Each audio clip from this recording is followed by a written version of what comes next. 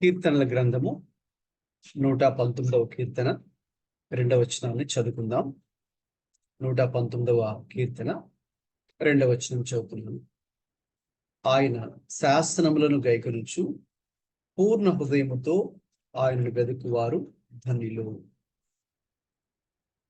ఈ యొక్క వాక్యాన్ని మనం గమనించినట్టయితే, దేవుని యొక్క శాసనములు, దేవుని కట్టడలు, దేవుని విధులు, దేవుని చట్టము, ధర్మశాస్త్రము అని అనేక రకాల పదాలు ఈ 119వ కీర్తనలో దేవుని యొక్క వాక్యమునకు మరి వాడడం జరిగింది. మరి ఆయన శాసనములన్నా, ఆయన విధులన్నా, ఆయన కట్టడములైనా, మరి ఆయన చట్టమైన, ఆయన ధర్మశాస్త్రమైన కూడా ఇదంతా కూడా దేవుని యొక్క వాక్యము. మరి ఆయన యొక్క శాసనములను మనము గైకొనుచు పూర్ణ హృదయంతో ఆయనను వెదికేవారు, గమనించండి, దేవుని దృష్టిలో ధన్యులు, బ్లెస్సెడ్ పీపుల్. దేవుని యొక్క దృష్టిలో ఎవరు గొప్పవారు అంటే, ధన్యులు అంటే ఉన్నతమైన స్థాయిలో ఉన్నటువంటి వారు. దేవుని దృష్టిలో ఎవరు ఉన్నతమైన స్థాయిలో ఉండేటటువంటి వారంటే, ఆయన శాస్త్రములను గైకొనుచు పూర్ణ హృదయముతో ఆయనను వెదికేవారు. కాబట్టి మనము ప్రతి వారం కూడా ఇలాగున దేవుని యొక్క వాక్యాన్ని ధ్యానిస్తూ ఉండగా, లేక మీరు వ్యక్తిగతంగా దేవుని యొక్క వాక్యాన్ని ధ్యానిస్తున్నప్పుడు కూడా పూర్ణ హృదయముతో ఆయన శాసనములను మనము చదివినప్పుడు, వింటూ ఉన్నప్పుడు, అలాగే మన జీవితాలు వాటిని ఆయనని వెతుకుచు మరి ఆయన వాక్యమునకు అనుగుణముగా మనము నడుచుకున్నప్పుడు, మరి మనము తప్పకుండా మన జీవితాల్లో దేవుని యొక్క గొప్ప దీవెనను, ఆశీర్వాదమును మరి మనము అనుభవించేవారిగా ఉంటూ ఉన్నాం. కాబట్టి దయచేసి ఈ యొక్క ఆన్లైన్లో మరి పార్టిసిపేట్ చేస్తున్న ప్రతి ఒక్కరు కూడా దేవుని యొక్క శాసనములను, ఆయన యొక్క విధులను, ఆయన యొక్క ఆజ్ఞలను, ఆయన ధర్మశాస్త్రము మనము ప్రేమించేవారిగా ఉందాం, వాటిని ధ్యానించేవారిగా ఉందాం. తద్వారా ఆయనను మనం పూర్ణ హృదయంతో ఆయనను వెదికేవారిగా ఉంటే, మరి ప్రభు దృష్టిలో నిజముగా మరి మనము ధన్యులుగా పిలువబడుతున్నాం. కాబట్టి అటువంటి కృప మనందరికి కూడా మరి ప్రభు దయచేయునుగాక. మరి ఈ రోజున అందరూ కూడా మరి ప్రార్థన పూర్వకంగా ఈ యొక్క ఆన్లైన్ బైబిల్ స్టడీ క్లాస్లో మనందరూ కూడా దేవుని యొక్క వాక్యాన్ని మరి ధ్యానిద్దాం. మరి గత కొద్ది వారములుగా మరి మనం ఒక అంశం, ఒక subject, the exemplary life of Christ, it's worth while to imitate. మరి మాదిరికరమైన యేసుక్రీస్తు జీవితం అనుసరించుటకు మరియు అనుకరించుటకు యోగ్యమైనది అనే ఒక అంశాన్ని, అంటే యేసుక్రీస్తు యొక్క జీవితాన్ని మరి మనము ఆధారంగా తీసుకొని ఏ రీతిగా ఆయన జీవితము, ఆయన చేసిన బోధలు, అలాగే ఆయన చేసినటువంటి పరిచర్య మరి మనకు ఎంతో మాదిరికరంగా ఉన్నాయో ఆ యొక్క అంశాన్ని మనం ధ్యానిస్తూ ఉన్నాం. అందులో భాగంగా యేసుక్రీస్తు ప్రభువారికి జీవితంలో చోటు చేసుకున్నటువంటి అనేక సంఘటనలు, out of so many events that occurred in the life of Christ. So మనము కొన్నింటిని తీసుకొని ఆ యొక్క సన్నివేశాన్ని మనము కొంచెం లోతుల్లో, అన్ని కోణాల్లో అధ్యయనం చేస్తూ ఆ యొక్క సన్నివేశం ద్వారా మనము నేర్చుకునేటటువంటి ఆత్మీయ పాఠాన్ని మరి మనము నేర్చుకుంటూ ఉన్నాం. అందులో భాగంగా మరి మనం యేసుక్రీస్తు ప్రభు యొక్క జీవితపు ఆఖరి దశకు చేరుకున్నాం. ఆయన యొక్క జననం కంటే ముందుగా ఉన్న సంగతులు ధ్యానించాము. ఆయన జననం నుంచి మరి అలాగే కొన్ని సంఘటనలు మనం తీసుకొని వాటిని అధ్యయనం చేస్తూ ఉన్నాం. అందులో భాగంగా మరి మనము గత వారం ఆన్లైన్ లో మనం పార్టిసిపేట్ చేసినప్పుడు ద ప్యాషన్ ఆఫ్ క్రైస్ట్ అనే అంశాన్ని స్టార్ట్ చేశాం. అనగా యేసుక్రీస్తు యొక్క శ్రమలు లేక బాధలు లేక ఆయన యొక్క శిలువ మరణం వరకు ఏ రీతిగా అవి నడిపించాయో, ఎందుకు ఆయన మరణించవలసి వచ్చిందో, ఎందుకు ఆయన శిలువ వేయబడవలసి వచ్చిందో, అవన్నీ మనం ఇక్కడ ఈ అంశంలో ధ్యానం చేస్తున్నాం. ముఖ్యంగా ఈ ప్యాషన్ అనే పదము లాటిన్ భాషలో ప్యాసియో లేక ప్యాటియోర్ అనే ఒక పదంలో నుంచి ప్యాషన్ అనే ఒక ఇంగ్లీష్ వర్డ్ వచ్చింది. దాని అర్థం ఏంటంటే సఫరింగ్ ఆర్ ఎండ్యూరింగ్, శ్రమ లేక అనుభవించుట, భరించుట అనే ఒక అర్థంతో కూడినటువంటి పని. ఇక మనకున్నటువంటి ఈ 4 సువార్తల్లో కూడా మరి యేసుక్రీస్తు ప్రభు యొక్క శ్రమలు, ఆయన పొందినటువంటి బాధలు, అవన్నీ కూడా ఆయన శిలువ మరణము అన్ని సువార్తల్లో కూడా అవి వ్రాయడము జరిగింది. ఎందుకంటే మార్కు సువార్త 10:25 ప్రకారం చూస్తే అసలు యేసు ప్రభు వారి భూమి మీదకి వచ్చిందే ఆ ఉద్దేశాన్ని నెరవేర్చడం కొరకే. అనగా మార్కు 10:25లో ఉంది కదండి, మనుష్య కుమారుడు ఆయన సేవ చేయించుకుందుకు రాలేదు కానీ సేవ చేయుటకు, అనేకులకు ప్రతిగా తన ప్రాణమును మరి అర్పించుటకు, క్రయధనముగా అర్పించుటకు ఈ లోకానికి వచ్చను అని దేవుని యొక్క వాక్యంలో రాయబడింది. కాబట్టి యేసుక్రీస్తు ప్రభు జీవితం, ఆయన యొక్క జీవితాన్ని మనం ధ్యానిస్తున్నప్పుడు ఎందుకు ఆయన ఈ భూమి మీదకి జన్మించారంటే ఈ ఉద్దేశం చేతనే. సో తన ప్రాణాన్ని ఆయన సమస్త మానవాళి కొరకు అర్పించడం ద్వారా సమస్త మానవాళికి కూడా రక్షణ, పాప క్షమాపణ, నిత్య జీవము అనుగ్రహించట కొరకే ఆయన లోకానికి రావడము జరిగింది. మరి మనము యేసుక్రీస్తు ప్రభు వారి యొక్క జీవితంలో ఈ భూమి మీద ఆయన గడిపినప్పుడు ఆ చివరి వారమును మనము ప్యాషన్ వీక్ గా పిలుస్తూ ఉంటారు. మరి ముఖ్యంగా ఆ ఆదివారం నుంచి ఇక ఆయన శిలువ వేయబడేంత వరకు ఆ శుక్రవారం వరకు కూడా చోటు చేసుకున్నటువంటి కొన్ని ప్రాముఖ్యమైన సంఘటనలను మరి మనం ధ్యానం చేయబోతున్నాం. వాటిలో ముఖ్యంగా ఆదివారం మొదలుకొని ఆదివారము, సోమవారము, మంగళవారము, బుధవారము, గురువారము, ఇక శుక్రవారము మరి ఆయనను సిలువ వేసినటువంటి దినము. సో ఆ లాస్ట్ వీక్ యేసుక్రీస్తు ప్రభు వారి భూమి మీద గడిపిన జీవితంలో ఆ 3.5 సంవత్సరాల కాల వ్యవధిలో ఆ చివరి వారాన్ని తీసుకుంటే దాన్ని passion week like last week off Jesus Christ పిలవచ్చు. అందులో భాగంగా అంటే ఆ ప్రతి దినము చోటు చేసుకున్న సంఘటన చాలా చాలా ప్రాముఖ్యమండి. చాలా సార్లు కొన్ని చర్చెస్ లో అంటే ఒక విధమైనటువంటి ఒక ఆచార పరంగా కొంతమంది ఈ ముఖ్యంగా గుడ్ ఫ్రైడే సీజన్ లో ఆ గుడ్ ఫ్రైడేని ఎండ్ చేసేటప్పుడు ఆ ప్యాషన్ వీక్ అని వాళ్ళు పెడుతూ ఉంటారు. అయితే చాలా సార్లు ఎలా ఉంటుందంటే జస్ట్ ఫర్ ఆ ట్రెడిషన్ ఏదో అనుసరించడం కోసము ట్రెడిషనల్ గా ఆచార పారంపర్యంగా ఉంటుంది, కానీ అందులో ఉన్నటువంటి ఆత్మీయ భావాన్ని, ఆత్మీయ అర్థాన్ని గ్రహించకుండా చాలా మంది దాన్ని దాటి వెళ్తూ ఉంటారు. అయితే ఆ వారంలో జరిగినటువంటి సంఘటనలను మనం ఒకసారి లోతుల్లో పరిశీలిస్తే నిజంగా యేసు ప్రభువారు ఇక తనకు సమయము ఆసన్నమై ఉన్నది అని ఆయన ఎరిగి ఏమాత్రము దేవుడు తనకిచ్చినటువంటి ఆ యొక్క సమయాన్ని కూడా ఆయన వ్యర్థపరుచుకోకుండా మరి తన ప్రజలకు ఏ ఏ సంగతులు బోధించాలో అవన్నీ కూడా చాలా స్పష్టంగా ప్రభువారు బోధించినట్టుగా మనం ఇప్పుడు చూస్తూ ఉన్నాం. ముఖ్యంగా ఆదివారము సండే చోటు చేసుకున్న ప్రాముఖ్యమైన సంఘటన ఏంటి అంటే ట్రయంఫల్ ఎంట్రీ, అంటే యెరూషలేములోకి ఆయన విజయోత్సవంతో ప్రవేశించుట. మరి ఆ సంఘటన మనకు మత్తయి సువార్తలోను, మార్కులోను, లూకాలోను, యోహాను 4 సువార్తల్లో కూడా వ్రాయబడింది.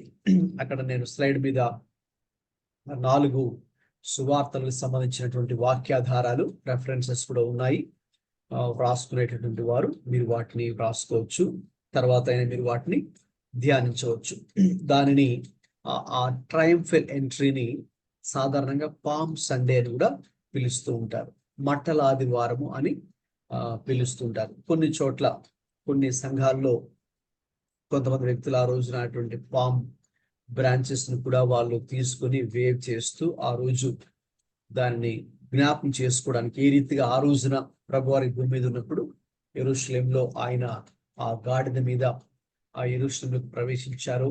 మనకు ప్రజలందరూ కూడా మరి సంతోషంతో వారు కేకలు కూడా వేసుకుంటూ ప్రభు పేరిట వచ్చువాడు జయము పొందును గాక, హోసన్న అని ప్రభుని స్తుతించారు, ప్రభుని ఆరాధించారు. లేక వారు యేసుక్రీస్తుని దావీదు కుమారుడిగా గుర్తించి ఇక ఆ యొక్క హోసన్న అనే పదాన్ని కూడా సేవ్ నౌ అనగా ఇప్పుడు మమ్మల్ని రక్షించండి ఓ మెస్సయ్య అనే ఒక అర్థంతో వచ్చినట్టుగా వారందరూ కూడా కేకలు వేస్తూ మరి గట్టిగా అందరూ కూడా ఏకీభవించి ఆ రోజున ఎలుగెత్తి యేసుక్రీస్తు ప్రభుని మెస్సయ్యగా వారు గ్రహిస్తూ గుర్తిస్తూ వారు ప్రభుని ఆహ్వానించడం జరిగింది. మరి ఒకసారి ఆ యొక్క సన్నివేశాన్ని ఈరోజు దాంతో మరి మనము ప్రారంభించుకుందాం. ఎవరైనా ఒకసారి మీరు మైక్ ఆన్ చేసుకొని యోహాను సువార్త, అక్కడ స్లైడ్ మీద చూపిస్తున్నాను కదండి, యోహాను సువార్త 12వ అధ్యాయము 12 నుంచి 19 దాకా చదవండి. జాన్స్ గాస్పెల్ చాప్టర్ 12 to 19 చదవండి ఎవరైనా మైక్ ఆన్ చేసుకొని.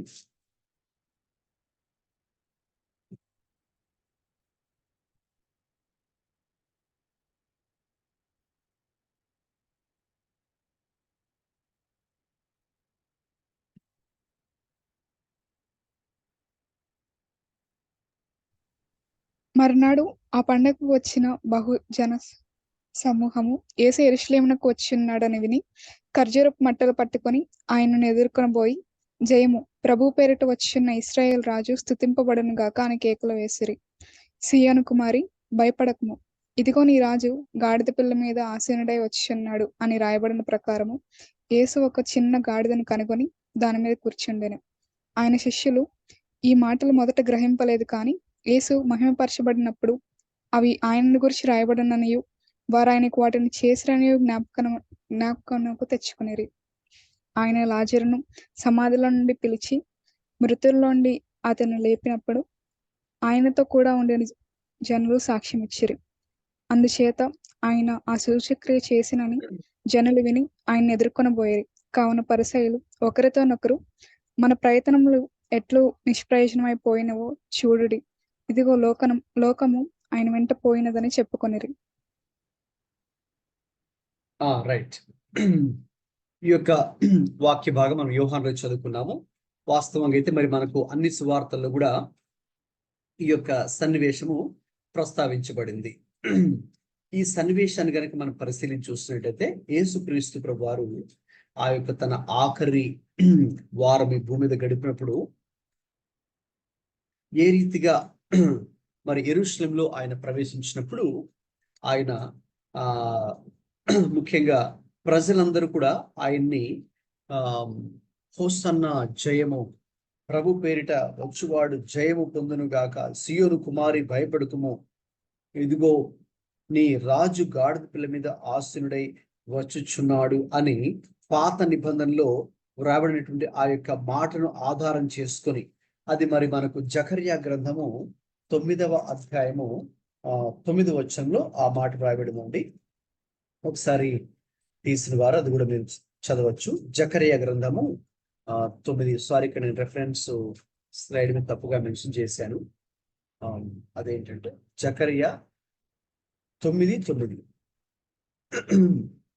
అది ఒకసారి నేను సరి చేస్తాను. ఈలోపు చదవండి. జకర్యా 9, chapter 9, verse 9. సియోను నివాసులారా బహుగా సంతోషించుడి, యెరూషలేము నివాసులారా ఉల్లాసంగా ఉండుడి. నీ రాజు నీతిపరుడు, రక్షణ గలవాడును, దీనుడై గాడిది పిల్లను ఎక్కి నీ యొద్దకు వచ్చుచున్నాడెనను.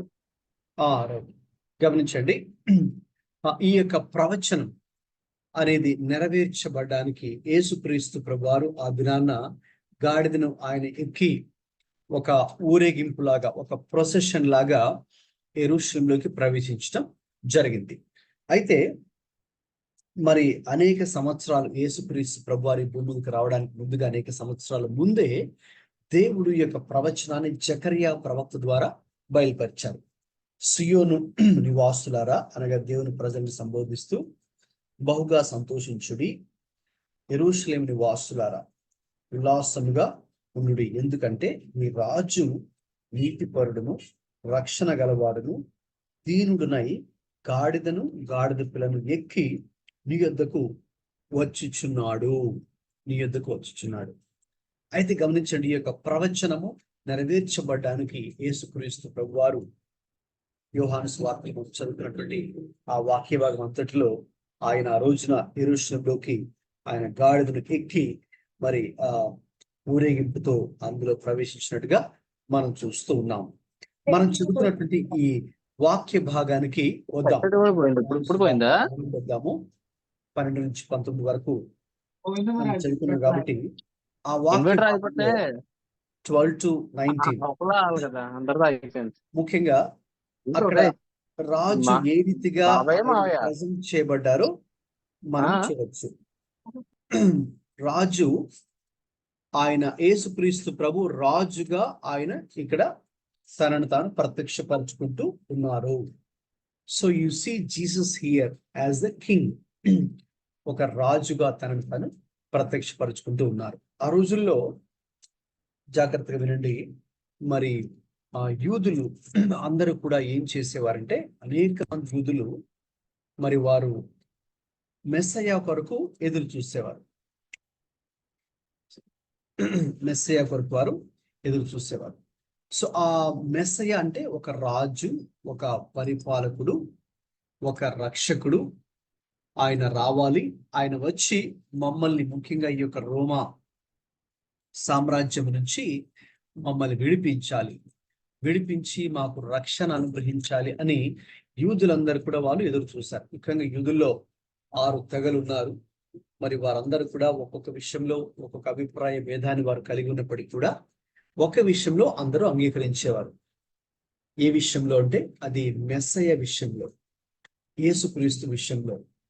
మరి అయితే వారందరూ మెస్సయ్య కోసం ఎదురు చూడడం వాస్తవమే.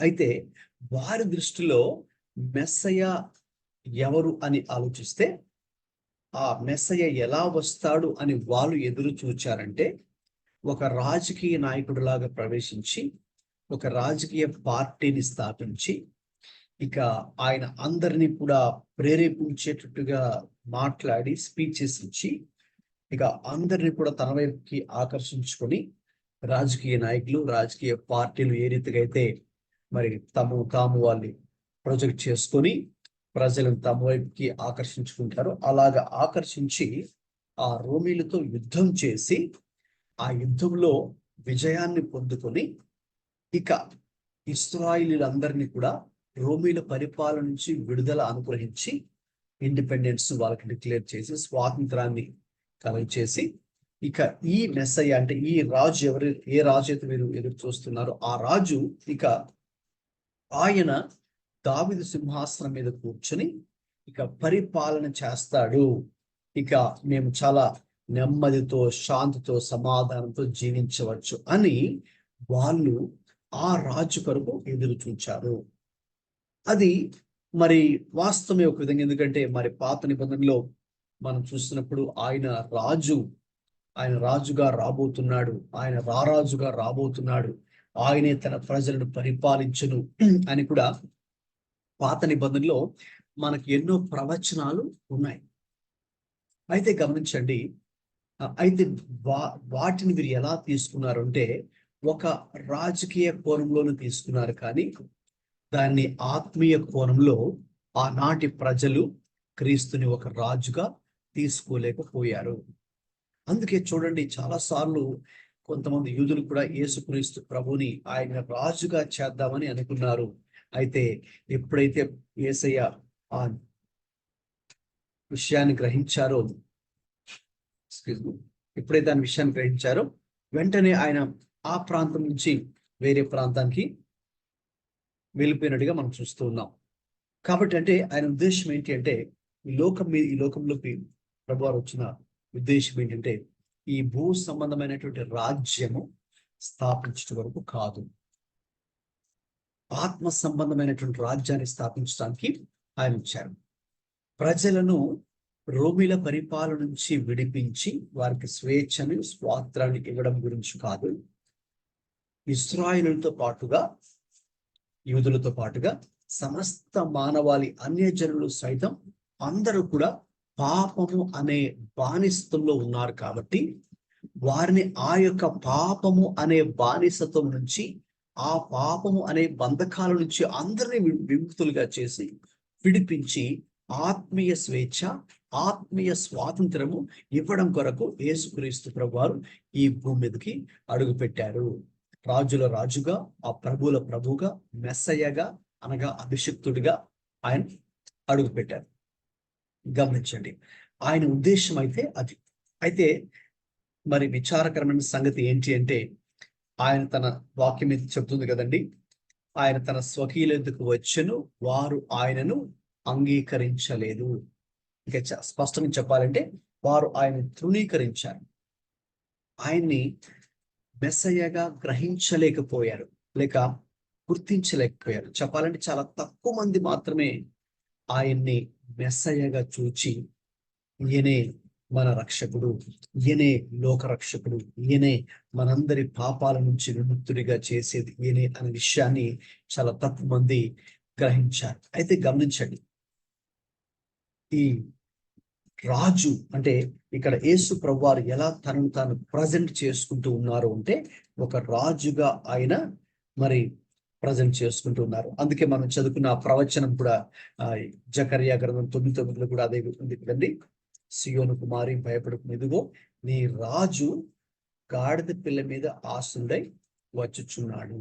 రైట్, ఒకసారి ఆ గాడిద పిల్ల అనే దాని గురించి మనం ఆలోచిస్తే చూడండి, ఆ రోజుల్లో ఎవరైనా సరే ముఖ్యంగా రోమీలు మరి వాళ్ళు పరిపాలన ఉన్నారు కాబట్టి వాళ్ళు ఏదైనా ఒక సామ్రాజ్యం, ఒక ఆస్థానం మీద, ఒక దేశం మీద వాళ్ళు యుద్ధం చేసి గెలిస్తే వారందరూ కూడా మరి చాలా వడిగా వేగంగా పరిగెత్తేటటువంటి గుర్రాల మీద వాళ్ళు ఊరేగింపుతో ఆ యొక్క విజయోత్సవం జరిగేది గుర్రాల మీద, అంతేకాని గాడిద మీద అయితే కాదు. కాబట్టి ఆ గుర్రం అనేది ఒక గెలుపుకి, విజయానికి, లేకపోతే ఒక అహంకారముకు, శక్తికి, బలానికి, వీటన్నిటి కూడా గుర్రము గుర్తై ఉన్నది. అయితే గాడిద అన్నది దీనత్వమునకు, సాత్వికమునకు మరి అది గుర్తుగా ఉంది. కాబట్టి బహుశా ఆ రోజుల్లో ఈ రోమీలు, ఈ రోమా పరిపాలకులు ఎప్పుడైతే ప్రభువుని ప్రభు ఒక గాడిద మీద ఊరేగింపుతో యెరూషలేముకి వస్తున్నాడంటే విన్నప్పుడు వాళ్ళు బహుశా నవ్వి ఉండొచ్చు, ఇదేంటి ఈయన రాజు అని చెప్పుకున్నాడు, మరి అతను గుర్రం మీద రాకుండా గాడిద పిల్ల మీద ఎక్కి రావడమా అని బహుశా వాళ్ళు నవ్వి ఉండవచ్చు. అయితే ఈ రాజు దీనుడైన రాజు, మనం చదువుకున్నాం కదా అక్కడ, ఈ దీనుడైనటువంటి రాజు అంటే దీనత్వము, సాత్వికము కలిగినటువంటి ఈ రాజు. అలాగే ఈ లోక సంబంధమైన రాజు ఆయన కాదు, ఆయన యొక్క రాజరికము ఈ భూమి మీదకి సంబంధించింది కాదు, ఇది ఆత్మీయ రాజ్యము స్థాపించడానికి ఆయన వచ్చారు. కాబట్టి ఆ విషయాన్ని ఆ రోజు చాలా మంది గ్రహించలేకపోయారు. అందుకే Jesus presented himself as the king to the people. కాబట్టి వాళ్ళు ఆ రోజున ఏది గ్రహించాలని ఆయన కోరుకున్నారంటే ఆయనను రాజుగా వారు చూడాలి, ఒక పరిపాలకుడుగా, ఆత్మీయ పరిపాలకుడుగా వారు చూడాలని ఆయన గ్రహించారు. ఆ విషయానికి వస్తే యెషయా ప్రవక్త కూడా కొన్ని ఆయన ప్రవచించిన అనేక ప్రవచనాల్లో ఒకటి ఇప్పుడు చూద్దాం. చూడండి, యెషయా గ్రంథము 9వ అధ్యాయము 7వ వచనం చదువుకుందాం. యెషయా 9:7.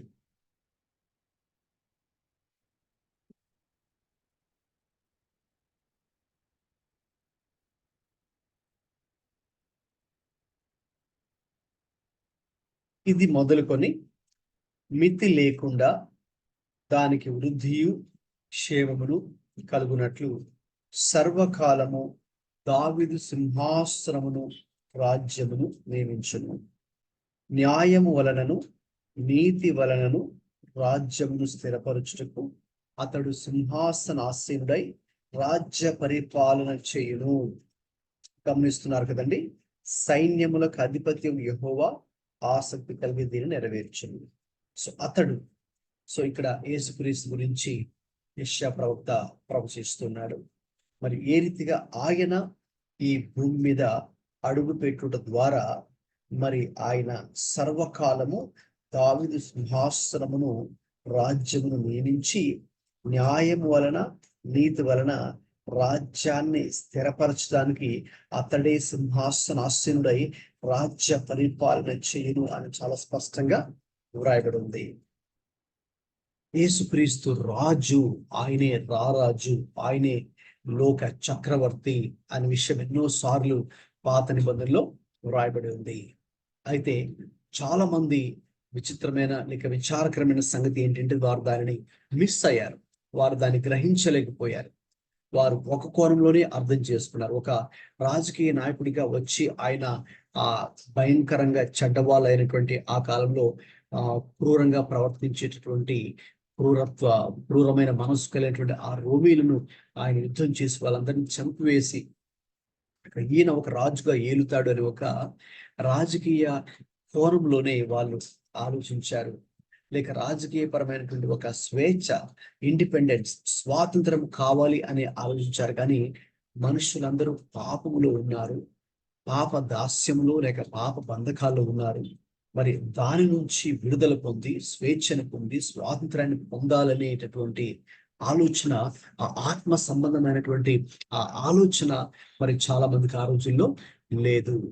ఈ రోజుల్లో కూడా చాలా మంది అలాగే ఆలోచిస్తారు కదండి. మరి యేసుక్రీస్తు ప్రభు మరి మనలను మన యొక్క పాపము నుండి విడిపించి, పాప దాస్యం నుంచి మనల్ని విడిపించి మనకు ఆత్మ సంబంధమైన స్వేచ్ఛ స్వాతంత్రం ఇవ్వడానికి వచ్చాడు అని చాలా మంది ఇంకా కూడా నమ్మడం లేదు. అయితే ఈ యొక్క వాక్య భాగాన్ని మనం చదివినప్పుడు యోహాను సువార్త 12:12-19 దాకా Jesus is presenting himself as the king. యేసు ప్రభు తనను తాను రాజుగా మనకు ఆయన బయలుపరుచుకుంటూ ఉన్నారు. అయితే ఇక్కడ ఒక విషయం అండి, ఇది మన జీవితానికి అన్వయించుకున్నప్పుడు ఎలా అన్వయించుకోవాలి? యేసుక్రీస్తు ప్రభు వారు ఆయన లోకానికే చక్రవర్తి, అది వాస్తవం. ఆయన లోక ప్రజలందరికీ, సర్వ మానవాళికి ఆయన రాజు, వాస్తవమే. ఆయన సర్వలోక మానవాళికి కూడా ఆయన రారాజు, వాస్తవమే. అయితే ఇప్పుడు దీన్ని మన జీవితాలకి ఎలా అన్వయించుకోవాలంటే, Jesus wants to be the king for our individual life also. మన యొక్క వ్యక్తిగత జీవితంలో కూడా మన జీవితానికి కూడా ఆయన రాజుగా ఉండాలని ఆయన కోరుకునే దేవుడు. మన జీవితాన్ని కూడా ఆయనే పరిపాలించాలని, ఆయనే నడిపించాలని, ఆయనే తన యొక్క వాక్కును ఆయన ఆజ్ఞాపించి ఆ వాక్కుని మనము తీసుకొని ఆయన అడుగుజాడలో నడుచుకుంటూ శాంతితో మరి ఆత్మీయమైనటువంటి స్వేచ్ఛను స్వాతంత్రాన్ని పొందుకొని ఆయన అధికారం క్రింద, ఆయన అధికారానికి మనం ఒప్పుకొని మరి మనం ఆయనకు విధేయులై, ఆయన రాచరికానికి విధేయులై ఇక మనం కూడా జీవితాంతం కూడా ఆయనకు లోబడి జీవించాలని, తద్వారా మనం క్షేమంగా శాంతితో జీవించాలని యేసుక్రీస్తు ప్రభు యొక్క ఉద్దేశం అదండి. చాలా మంది దానిని ఒక సెలబ్రేషన్ లాగా దానిని జరుపుతూ ఉంటారు. ముఖ్యంగా పామ్ సండే గురించి మనం మాట్లాడుకుంటున్నాం కాబట్టి. అయితే ఆ రోజున ఏదో ఒక ఆచార పరంగా మనం చేస్తే అందులో ఎటువంటి అర్థం కూడా ఉండదు. అయితే దాని వెనుక ఉన్నటువంటి ఆత్మీయ అర్థాన్ని మనం గ్రహించాలని ప్రభు కోరుకుంటూ ఉన్నారు. అదేంటంటే నా జీవితానికి మరి యేసుక్రీస్తు ప్రభువే రాజు. ఇక ఆయన రాజు కాబట్టి ఇక నేను ఆయన అధికారం క్రిందకు నేను వస్తాను, ఆయన అధికారం నాకు నేను ఒప్పుకుంటాను, ఇక ఆయన చెప్పినట్టుగా నేను నడుచుకుంటాను. ఇక నేను నా యొక్క హృదయంలో మరి ఆయనకే ప్రథమ స్థానం కల్పించి మొదటి స్థానాన్ని ఆయనకి ఇచ్చి ఇక నేను మరి ఆయన్ని గౌరవిస్తాను, ఘనపరుస్తాను అనేటటువంటి ఒక ఆ గ్రహింపులోకి మనందరూ ఈరోజు రావాలండి. లేక అటువంటి మరి ఆలోచన విధానాన్ని మరి మనము కలిగి ఉండాలి. Jesus is the lord of my life. ఆయన సర్వలోకానికి చక్రవర్తి లేక సర్వలోకానికి రారాజు, అది వాస్తవమే. అయితే అట్ ద సేమ్ టైం అదే సమయం అందు ఆయన నా జీవితానికి కూడా రాజు, నా జీవితానికి కూడా రారాజు అనేది కూడా మనమందరూ కూడా ఎవరికి వారు ఒప్పుకోవాలి. ఎవరికి వారు మనం యేసుక్రీస్తు యొక్క అధికారం క్రిందకి వచ్చి ఆయనకి లోబడాలని ఆయన కోరుకునే దేవుడై ఉన్నారు. ఆ రోజున యెరూషలేములో కూడా ఆయన అదే కోరుకున్నారు. అయితే విచారకరమైన సంగతి ఏంటంటే, ఎవరైతే హోసన్నా జయము, ప్రభు పేరిట వచ్చేవాడు స్తుతించబడును గాక అని కేకలు వేసుకుంటూ మరి మట్టలు చేతులు పట్టుకొని తమ వస్త్రాలు కూడా కింద పరిచి ఆయన గాడిదపల్లికి ఊరేగింపుతో వస్తూ ఉండగా మరి సంతోషంతో కేకలు వేస్తూ ఆ యొక్క ఆర్భాటంతో కేకలు వేసిన వారే 5 రోజులు తిరగక ముందే మళ్ళీ వాళ్ళు ఇంకొక స్వరంతో ఆయనను సిలువేయము, ఆయన సిలువేయండి, ఆయన సిలువేయండి అనే నినాదాలు వాళ్ళు చేస్తూ ఉండడము మనకు నిజంగా ఆశ్చర్యాన్ని కలిగించే విషయం. ఎవరైతే ఈయన రాజు, ఈయన ప్రభు అని ఒప్పుకున్నారో వాళ్ళే 5 రోజుల లోపే 5 days, within 5 days they have changed their decision. తీర్మానాన్ని మార్చుకునేదిగో ఆయన్ని సిలువేయండి, ఆయన సిలువేయండి అని పొంతు పిలాతు దగ్గర, ఆ రోమా గవర్నర్ దగ్గర కేకలు వేశాడు. అంటే దాని అర్థం నిజంగా మరి ఇప్పుడు మీరు ఆలోచించి చెప్పండి, నిజంగా వాళ్ళు క్రీస్తుని రాజుగా గ్రహించారా? లేదు. నిజంగా ఆయన్ని తమ వ్యక్తిగత జీవితాలకి ఆయన రాజుగా గ్రహించి ఆయన అధికారం క్రిందికి వచ్చారా? లేదు. ఒకవేళ వాళ్ళు వచ్చినట్టయితే వాళ్ళు ఆ రీతిగా కేకలు వేసి ఉండేవారు కాదు, ఆయనను సిలువేయండి, ఆయన సిలువేయండి అని. గమనించండి. So he wants to be the king of our lifes. రెండవదిగా మనం ఇదే అధ్యాయంలో 20వ యోహాను సువార్త 12లోనే 20 నుండి 28 వరకు చదివితే ప్రస్తుతానికి చదవక్కర్లేదు, కానీ మీరు తర్వాత నోట్ చేసుకోండి. రెఫరెన్సెస్ నేను స్లైడ్ మీద చూపిస్తున్న రెఫరెన్సెస్ నోట్ చేసుకొని తర్వాత మీరు చదవండి. ముఖ్యంగా ఈ 20 నుంచి 28 వాక్య భాగంలో, అలాగే 32వ వచనం కూడా. 32వ వచనం ప్రస్తుతాన్ని నేను చదువుతున్నాను, వినండి. నేను భూమి మీద నుండి పైకెత్తబడిన ఎడల అందరినీ నా యొద్దకు ఆకర్షించుకుందునని చెప్పాను. ఈ వాక్య భాగంలో we see the purpose of the king. మరి ఆ మంటల ఆదివారం రోజు, ఆ పామ్ సండే మనం పిలుస్తాం కదండి ట్రెడిషనల్ గా. ఆ రోజున అంటే యెరూషలేముకి ఆయన గాడిద పిల్ల మీద వచ్చినప్పుడు, సో ఆయన దెర్ ఇస్ ఎ పర్పస్, ఒక ఉద్దేశం అయితే ఉంది. నేను ఇక్కడ మొదట్లో చెప్పినట్టుగా ఆయన తనను తాను రాజుగా ఆయన చిత్రీకరించి, అంటే రాజుగా తను బయలుపరుచుకుంటూ ఉన్నాడని, దానికి ఒక ఉద్దేశం ఉంది. There is a purpose of the king. So ఏంటి ఆ ఉద్దేశం అంటే, ఇక్కడ మనం చదువుకున్నట్టుగా 32లో, యోహాను 12:32లో నేను భూమి మీద నుండి పైకెత్తబడిన ఎడలా అని ఆయన అంటున్నారు. అంటే దాని అర్థం ఏంటి? ఆయన మరణం గురించి అక్కడ మాట్లాడుతూ ఉన్నారు. ఆయన శిలువ మరణం గురించి మాట్లాడుతూ ఉన్నారు. ఆయన శిలువ మరణం చెందితేనే మరి అప్పుడు ప్రజలందరూ కూడా ఆయన యొద్దకు ఆకర్షితులవుతారు, లేక వారు రక్షించబడతారు.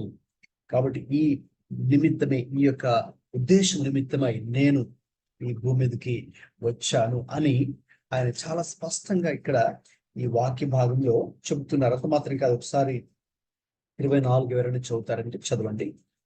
యోహాను 12:24.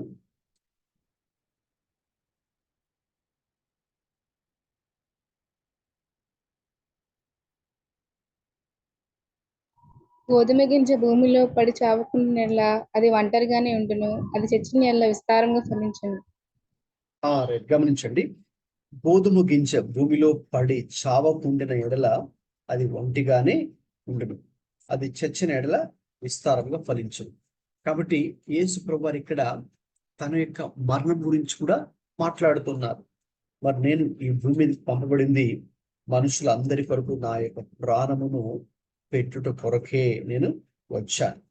కాబట్టి నా ప్రాణము పెడితే దానివల్ల ప్రయోజనం ఏంటి అంటే అనేకులు దాని ద్వారా ఆ రక్షణ, ఆ శిలువ మరణం ద్వారా అనేకులు మరి రక్షించబడి వారు నిత్య జీవాన్ని పొందుతుంటారు. ఎలాగైతే గోధుమ గింజ అది భూమిలో పాతి పెట్టబడి అనగా అది మరణించిన తర్వాత ఇక తర్వాత ఏ రీతిగా అయితే మళ్ళీ అది మొలకెత్తి ఇంకా అనేక ఫలములకు అది జీవాన్ని, నూతన జీవాన్ని కలిగిస్తుందో, అలాగే యేసుక్రీస్తు ప్రభువారి యొక్క శిలువ మరణం ద్వారా కూడా అనేకులకు జీవాన్ని ఆయన అనుగ్రహించే వాడిగా ఉన్నారు. అదే నిత్య జీవాన్ని అనుగ్రహించే విషయంలో అందుకే ప్రభు అన్నారు కదా, యోహాను సువార్త 10:10లో నేను గొర్రెలకు జీవమును అనుగ్రహించుటకు అది సమృద్ధిగా వారు పొందుకొనుటకు నేను ఈ భూమి మీదకి వచ్చాను. అంటే యేసయ్య ఈ భూమి మీదకి ఎందుకు వచ్చారంటే మనందరికీ ఆయన సమృద్ధి అయిన జీవాన్ని ఇవ్వడానికి, అబండెంట్ లైఫ్ ఇవ్వడానికి ఆయన ఈ భూమి మీదకి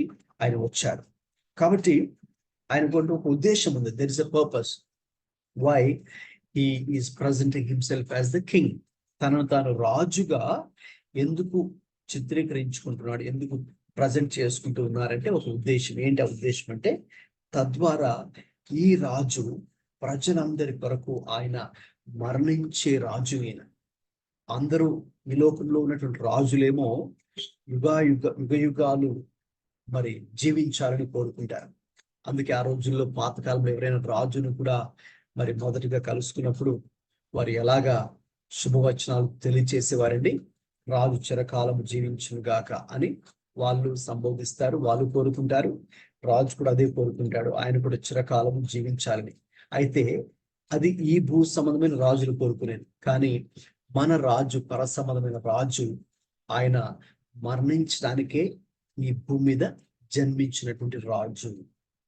మనందరి నిమిత్తమే తన ప్రాణాన్ని పెట్టుట కొరకే గోధుమ గింజ ఏ రీతిగా భూమిలో పడి మరి అది పాతి పెట్టబడి తద్వారా ఇంకా అనేకమైనటువంటి ఫలములకు అది జీవాన్ని ఇస్తుందో, ఆ రీతిగా తనను తాను తన ప్రాణాన్ని అర్పించి మన కొరకు జీవాన్ని ఇవ్వడానికి ఆయన లోకానికి పంపబడ్డారు.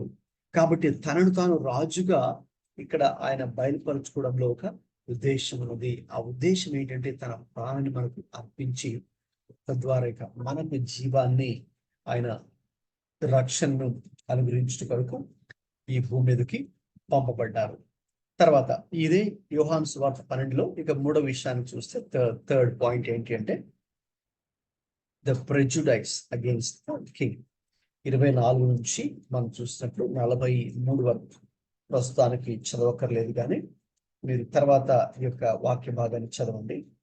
చదివితే మనకు అర్థమయ్యే మాట ఏంటి అంటే ఆ రోజుల్లో చాలా మంది యేసుక్రీస్తు ప్రభువుని గురించి ఒక దురవగాహన కలిగి ఉన్నారు. ఇంతకుముందు కూడా నేను మీతో కొన్ని విషయాలు పంచుకున్నాను. ఆ రోజుల్లో చాలా మంది యేసుక్రీస్తు ప్రభుని తప్పుగా అవగాహన చేసుకున్నారు అని.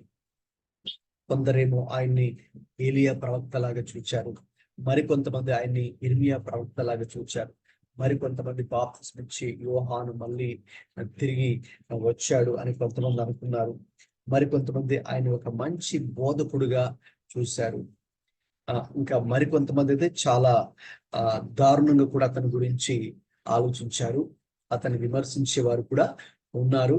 ఆ విషయాలు కూడా నేను మీకు గత క్లాసెస్ లో పంచుకున్నాను.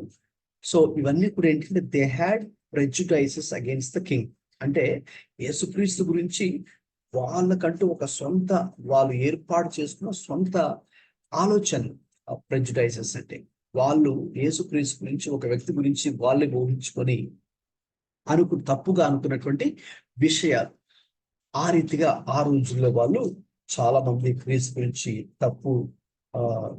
తప్పుడు అభిప్రాయములు వారు కలిగి ఉన్నారు. ఈ యొక్క వాక్య భాగంలో అదే మనకు కనిపిస్తుంది. ముఖ్యంగా ఆ యొక్క ఇన్సిడెంట్, ఇప్పుడు మనం ఒక ఇన్సిడెంట్ గురించి చర్చించుకుంటూ ఉన్నాం కాబట్టి యేసుక్రీస్తు వారు విజయోత్సవముతో ఆ రోజు ఆయన ప్రవేశించడం గురించి we are discussing about the triumphal entry of Jesus Christ into Jerusalem. So కాబట్టి ఆయన ఆ రోజున చాలా మంది ఆ గుంపులో ఉన్నవారు సైతం, లేక ఆయన దూరం నుంచి చూస్తున్న వాళ్ళైనా కూడా, ఇక దగ్గరగా ఉండి అరుపులు అంటే కేకలు వేస్తున్న వాళ్ళు కూడా పూర్తిగా ఆయనను రాజుగా అయితే అంగీకరించలేకపోయారు. ఎందుకంటే నిజముగా గనుక వారు క్రీస్తుని రాజుగా వారు అంగీకరించినట్లయితే 5 రోజుల తరువాత మరి అతన్ని సిలువేయండి అనే నినాదాలు వారు చేసి ఉండేవారు కాదు. ప్రభు అన్నారు కదండి, నేను ఎవరో మరి గ్రహించి ఉంటే, ధర్మశాస్త్రం నిజంగా కూడా వాళ్ళు గ్రహించి ఉంటే వారు క్రీస్తుని అంగీకరించి ఉండేవారు. ధర్మశాస్త్రం చెప్పిన సంగతులు, ప్రవక్తలు చెప్పినటువంటి ప్రవచనములు గనక నిజంగా వీళ్ళు పూర్తిగా గ్రహించి ఉంటే, ఆనాటి యూదులు లేక మత పెద్దలు, ధర్మశాస్త్ర ఉపదేశకులు సైతం వారు గ్రహించలేకపోయారు. ఎందుకంటే వారికంటూ కొన్ని అభిప్రాయాలు వాళ్ళు పెట్టుకున్నారు. అవి కూడా రాంగ్ ఒపీనియన్స్, ఆ ప్రెజుడైసెస్. ఒక వ్యక్తి గురించి కొన్ని అభిప్రాయాలు చెడ్డగా లేక తప్పుగా ఉండడం బట్టి వాళ్ళు క్రీస్తుని రాజుగా చూడలేకపోయారు, లేక అంగీకరించలేకపోయారు. సో ఆ విషయం అక్కడ మనం గమనించవచ్చు. ఇంకా చివరిగా ఇదే యోహాను సువార్త 12లో 44 నుంచి ఇక 50 వరకు కూడా మనము చూసినప్పుడు, అంటే చివరి దాకా చూసినప్పుడు, అక్కడ ప్రభువారు ఒక వాగ్దానం కూడా ఇస్తూ ఉన్నట్టుగా మనం చూస్తున్నాం. We see the promise of the king. అంటే ఎవరైతే ఆయనని విశ్వాసం ఉంచుతారో, మన గనక 44 చూస్తే, నాయందు విశ్వాసం ఉంచువాడు నాయందు కాదు, నన్ను పంపిన వాని యందే విశ్వాసం ఉంచుతూ ఉన్నాడు. అంటే ఎవరైతే ఆయనను విశ్వాసం ఉంచుతున్నారో అంటే వారు ఎటువంటి ఆశీర్వాదం పొందుకుంటారో అక్కడ తెలియచేయడం జరిగింది. రెండవదిగా, నాయందు విశ్వాసం ఉంచు ప్రతివాడు చీకటిలో నిలిచి ఉండకుండానట్లు నేను ఈ లోకానికి వెలుగుగా వచ్చి ఉన్నాను. కాబట్టి అతడు వెలుగులో వాళ్ళు ప్రవేశిస్తారు, అంటే దేవుణ్ణి వాళ్ళు గమనిస్తారు, అలాగే వెలుగులో వాళ్ళు నడుచుకుంటారు. అలాగే ఎవడైనా నా మాటలు విని వాటిని గైకొనకుండిన ఎడల నేను అతని తీర్పు తీర్చను. నేను లోకమును తీర్పు తీర్చుకోలేదు, కానీ లోకమును రక్షించుటకే వచ్చితిని. కాబట్టి ఎవరైతే ఆయన మాటలు వింటారో ఇక వారు తీర్పులోనికి రారు. అలాగే ఆ యొక్క దేవుని ఆశీర్వాదాన్ని వాళ్ళు పొందుకునే వారుగా ఉంటారు అనే విషయాన్ని ప్రభు అక్కడ వాగ్దాన రూపంలో తన ప్రజలందరికీ తెలియజేస్తున్నారు. కాబట్టి if you truly accept Jesus as the king, there is a promise for you. మనందరికి కూడా ఒక వాగ్దానం ఉందండి. నిజంగా మనం మన జీవితాల్లో క్రీస్తుని రాజుగా అంగీకరిస్తే మరి మనము దేవుని తెలుసుకునే వారుగా ఉంటాం.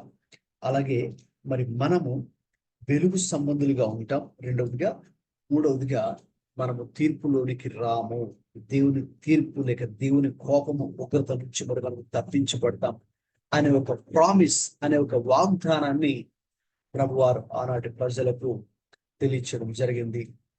అయితే విచారకమైన సంగతి, చాలా మంది యేసుక్రీస్తు రాజుగా వారు గ్రహించలేకపోయారు. రాజుగా వారు అతన్ని ఆత్మ సంబంధమైన రాజుగా, లోక సంబంధమైన రాజుగా లేక పరిపాలకుడిగా, రాజకీయ పరమైనటువంటి ఒక రాజుగా, పరిపాలకుడిగా కొంతమంది చూచారు. కానీ ఈయన ఆత్మ సంబంధమైనటువంటి రాజు, ఆత్మ సంబంధమైన రాజ్యాన్ని స్థాపించడానికి వచ్చారు. స్పిరిచువల్ కింగ్డమ్ అనే కాన్సెప్ట్, అనే ఆలోచన చాలా మంది గ్రహించలేకపోయారు. లేకపోతే మరి ఆయన మనల్ని పాపము అనే బానిసత్వము అనే దాస్యము అనే బంధకాల నుంచి విడిపించి విముక్తులుగా మనం చేసి మనకు ఆత్మ సంబంధమైన స్వేచ్ఛ, స్వార్థం ఇవ్వడం గురించి ప్రభువారు వచ్చారు అనే విషయాన్ని చాలా మంది ఆ రోజుల్లో గ్రహించలేకపోయారు. ఈ రోజుల్లో కూడా చాలా మంది దానిని గుర్తించలేకుండా ఉంటూ ఉన్నారు. అయితే ప్రభు మాత్రము చాలా స్పష్టంగా ఆ దినాన్న తన జీవితపు ఆఖరి దశకు ప్రభు చేరుకున్నప్పుడు, ఆ లాస్ట్ వీక్ లో, చివరి వారంలో, మరి ఆ ఆదివారము మనం దాని పామ్స్ అంటే పిలుస్తామని చెప్పాను కదా. సో దానిని ఆ రోజున జరిగినటువంటి ఆ సంఘటన ద్వారా, ఆ యొక్క ఇన్సిడెంట్ ద్వారా మరి ప్రభు విజయోత్సవంతో గాడిద పిల్ల మీద మరి వాళ్ళందరూ మంటలు పట్టుకొని హోసన్న జయము ప్రభు పేరిట వచ్చి వాడు స్తుతించబడును కాక అని జయధ్వనులు కేకలు వేస్తూ ఉండగా ఆ జయధ్వనుల మధ్య ప్రభు యెరూషలేములోకి ప్రవేశించారు. కాబట్టి ఆ సన్నివేశం ద్వారా మరి మనం నేర్చుకునే ఆత్మీయ పాఠం ఏంటంటే ఆయన ప్రజలందరికీ కూడా ఆయన రాజే, పరిపాలకుడు. అయితే ఆ రాజ్యము, ఆ రాజరికము, ఆ పరిపాలన ఈ లోక సంబంధమైంది లేక రాజకీయపరమైనది కాదు, కానీ అది ఆత్మీయ రాజ్యము అని మనం గ్రహించాలి. ఆత్మ సంబంధమైన రాజ్యంగా మనం గుర్తించాలి. ఇక మన యొక్క జీవితానికి కూడా ఆయనే రాజు అని మనము గ్రహించాలి. అలాగే ఒక ఉద్దేశంతో ప్రభు ఈ లోకానికి రాజుగా ప్రవేశించాడని గ్రహించాలి. ఏంటి ఆ ఉద్దేశము? మన కొరకై తన ప్రాణాన్ని అర్పించి తద్వారా మనకు జీవాన్ని ఈ రాజు ఇవ్వడానికి వచ్చారు అని కూడా గ్రహించాలి. అంత మాత్రం కాకుండా ఒకవేళ ఏవైనా మనకున్నటువంటి కొన్ని తప్పుడు అభిప్రాయాలైనా లేక భేదాభిప్రాయాలైనా లేక భిన్నమైనటువంటి అభిప్రాయాలైనా వాటిని తీసివేసుకొని ఒక సరైన కోణంలో సరైన విధానంలో యేసుక్రీస్తు ప్రభుని మరి మనం అర్థం చేసుకుని ఆ రాజు మనకు అనుగ్రహించే ఆ వాగ్దానం మనం పొందుకోవాలని ప్రభు కోరుకుంటున్నారు. So there is a promise to all of us if you accept him as the king.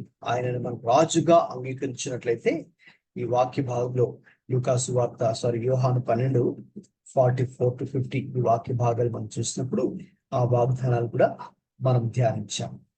కాబట్టి ప్యాషన్ వీక్ లో ఫస్ట్ డే, మొదటి రోజు ఆదివారం, సండే చోటు చేసుకున్నటువంటి ఆ యొక్క సంఘటన, ద ట్రయంఫుల్ ఎంట్రీ ఇంటూ జెరూసలేం, యెరూషలేములోకి విజయోత్సవంతో ప్రవేశించుట అనే సంఘటన ద్వారా ఈ యొక్క ఆత్మీయ పాఠాలని మనం నేర్చుకోగలము. ఓకే, ఈ యొక్క అంశం మీద మీకు ఒకవేళ ఏవైనా మీ అబ్జర్వేషన్స్ కానీ, మీ క్వశ్చన్స్ కానీ, క్లారిఫికేషన్స్ కానీ ఉంటే కూడా ఇప్పుడు అడగచ్చు. యేసుక్రీస్తు ప్రభు యెరూషలేములోకి విజయోత్సవంతో మరి ప్రవేశించుట అనే అంశం గురించి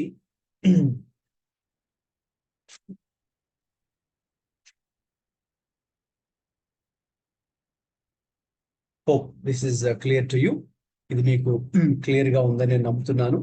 తర్వాత కూడా నేను ఈ స్లైడ్ మీద మెన్షన్ చేసిన 4 వాక్య భాగాలు కూడా దయచేసి తర్వాత కూడా చదవండి. ఎందుకంటే ఈ సన్నివేశము 4 సువార్తల్లో కూడా ఉంది.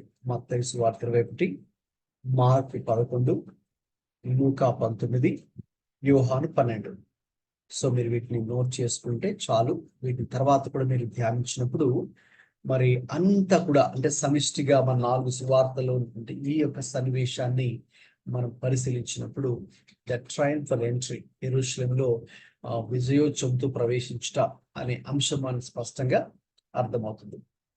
రైట్, ఇక మరి మనము నెక్స్ట్ రెండవ దినం ప్యాషన్ వీక్ లో రెండవ దినమైనటువంటి ఆ యొక్క మండే, సోమవారం రోజున ఏం జరిగిందో ఆ సన్నివేశాలు మరి మనం చూద్దాం.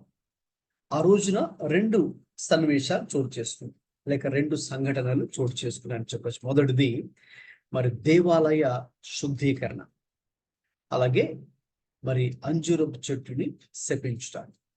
అవి 2 కూడా మరి మనం అక్కడ చూడవచ్చు. దేవాలయ శుద్ధీకరణ అనే అంశాన్ని మొట్టమొదటిగా చూద్దామండి.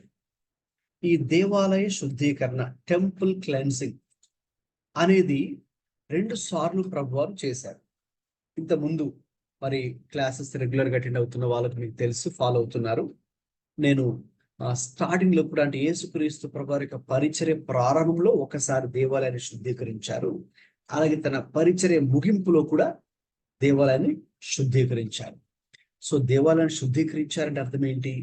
భౌతికంగా దాన్ని క్లీన్ చేయడం కాదు, ఆత్మీయంగా శుద్ధీకరించడం జరిగింది. అక్కడ ఎవరైతే ఆ రోజుల్లో మరి దేవుని ఆలయాన్ని ఒక విధంగా చెప్పాలంటే దుర్వినియోగపరుస్తూ ఉన్నారో, ప్రార్థనకు కాకుండా, ఆత్మీయమైనటువంటి కార్యకలాపాలకు కాకుండా దాన్ని వ్యాపారపు స్థలంగా మార్చి దుర్వినియోగం చేస్తూ ఉన్నారు, మిస్యూజ్ చేస్తూ ఉన్నారు. మరి స్వార్థంతో ఆలోచిస్తున్నటువంటి ఆ యొక్క ధర్మశాస్త్ర ఉపదేశకులే కావచ్చు, యాజకులు, ప్రధాన యాజకులే కావచ్చు, అధికారులే కావచ్చు, మరి అటువంటి వారి విషయంలో యేసుప్రభు వారు చాలా కఠినంగా కూడా ఉన్నట్టుగా మనం చూస్తూ ఉన్నాం. అప్పుడు మీకు ప్రస్తుతం నేను చెప్పాను, యేసుప్రభు వారు మరి కోప్పడిన సందర్భాలు ఉన్నాయి, చాలా తక్కువ ఉన్నాయి. అది కూడా ఆయన ఎందుకు కోప్పడ్డారు? ఆయన ఏదో తన స్వార్థం కొరకు ఆయన కోప్పడలేదు.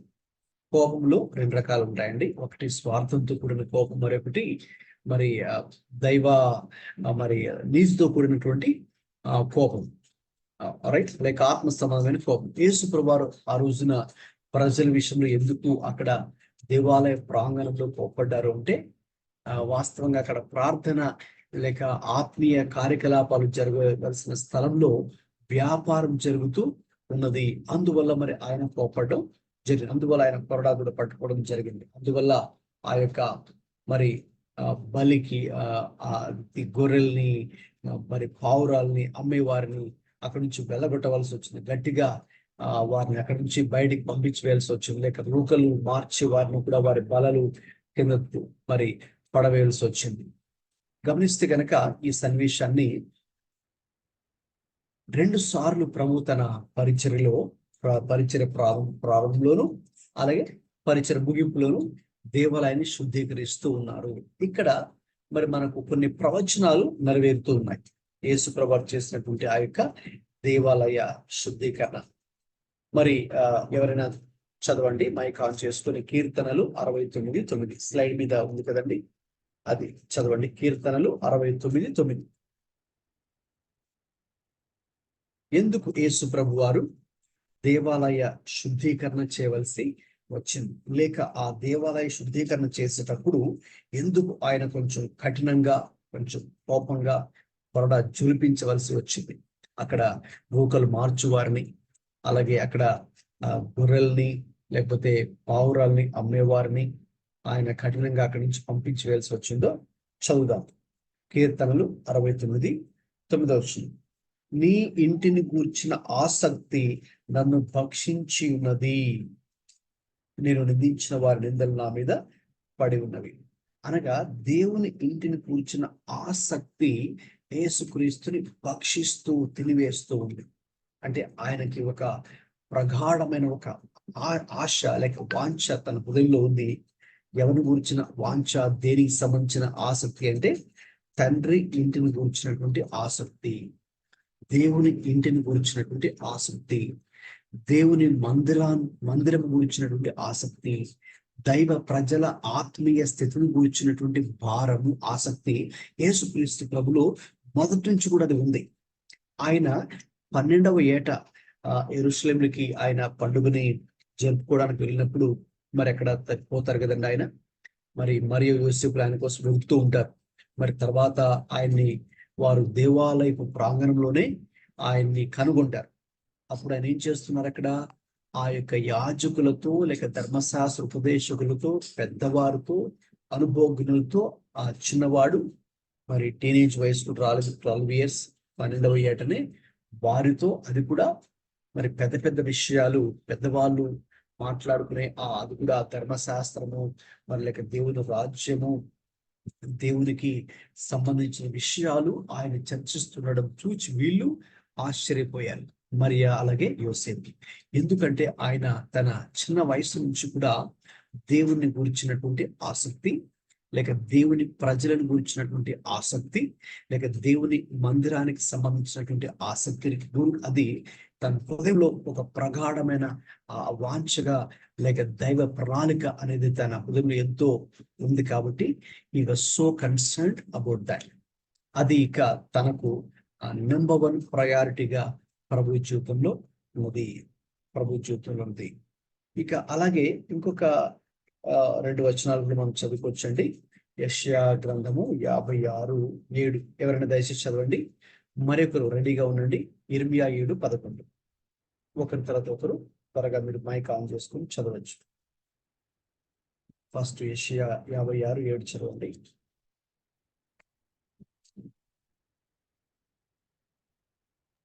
నా ప్రార్థన మందిరములో వారిని ఆనందింపజేసేదను. నా బలిపీఠం మీద వారు అర్పించు దహన బలులను నాకు నాకు అంగీకారములగును. నా మందిరమును సమస్త జనులకు ప్రార్థన మందిరం అనబడును. గమనించండి, నా ప్రార్థనా మందిరంలో వారిని ఆనందింపచేసేదను. నా బలిపీఠం మీద వారు అర్పించు దహన బలులను నాకు అంగీకారములగును. నా మందిరము సమస్త జనులకు ప్రార్థనా మందిరం అనబడును. ఆ మాట మీరు చాలా సార్లు వింటారు. నా మందిరము సమస్త జనులకు ప్రార్థనా మందిరం అనబడును. అంటే దేవుని మందిరం, ఇల్లు అంటే దేవుని ఆలయం, దేవాలయం అనేది దేనికి ముఖ్యంగా అది ఆలయం ఉండాలి? ప్రార్థనా మందిరముగా అది పిలువబడాలి. అది కూడా ఎవరికి? సమస్త జనులకు. ఆ సమస్త జనులలో యూదులు ఉన్నారు, అన్యజనులు కూడా ఉన్నారు. అంటే మనందరూ అన్యజనుల కిందకి వస్తాం కదా, సో అందరూ అందులో ఉన్నారు. సో కాబట్టి ఇప్పుడు దేవుని మందిరము ఎలా పిలువబడాలి?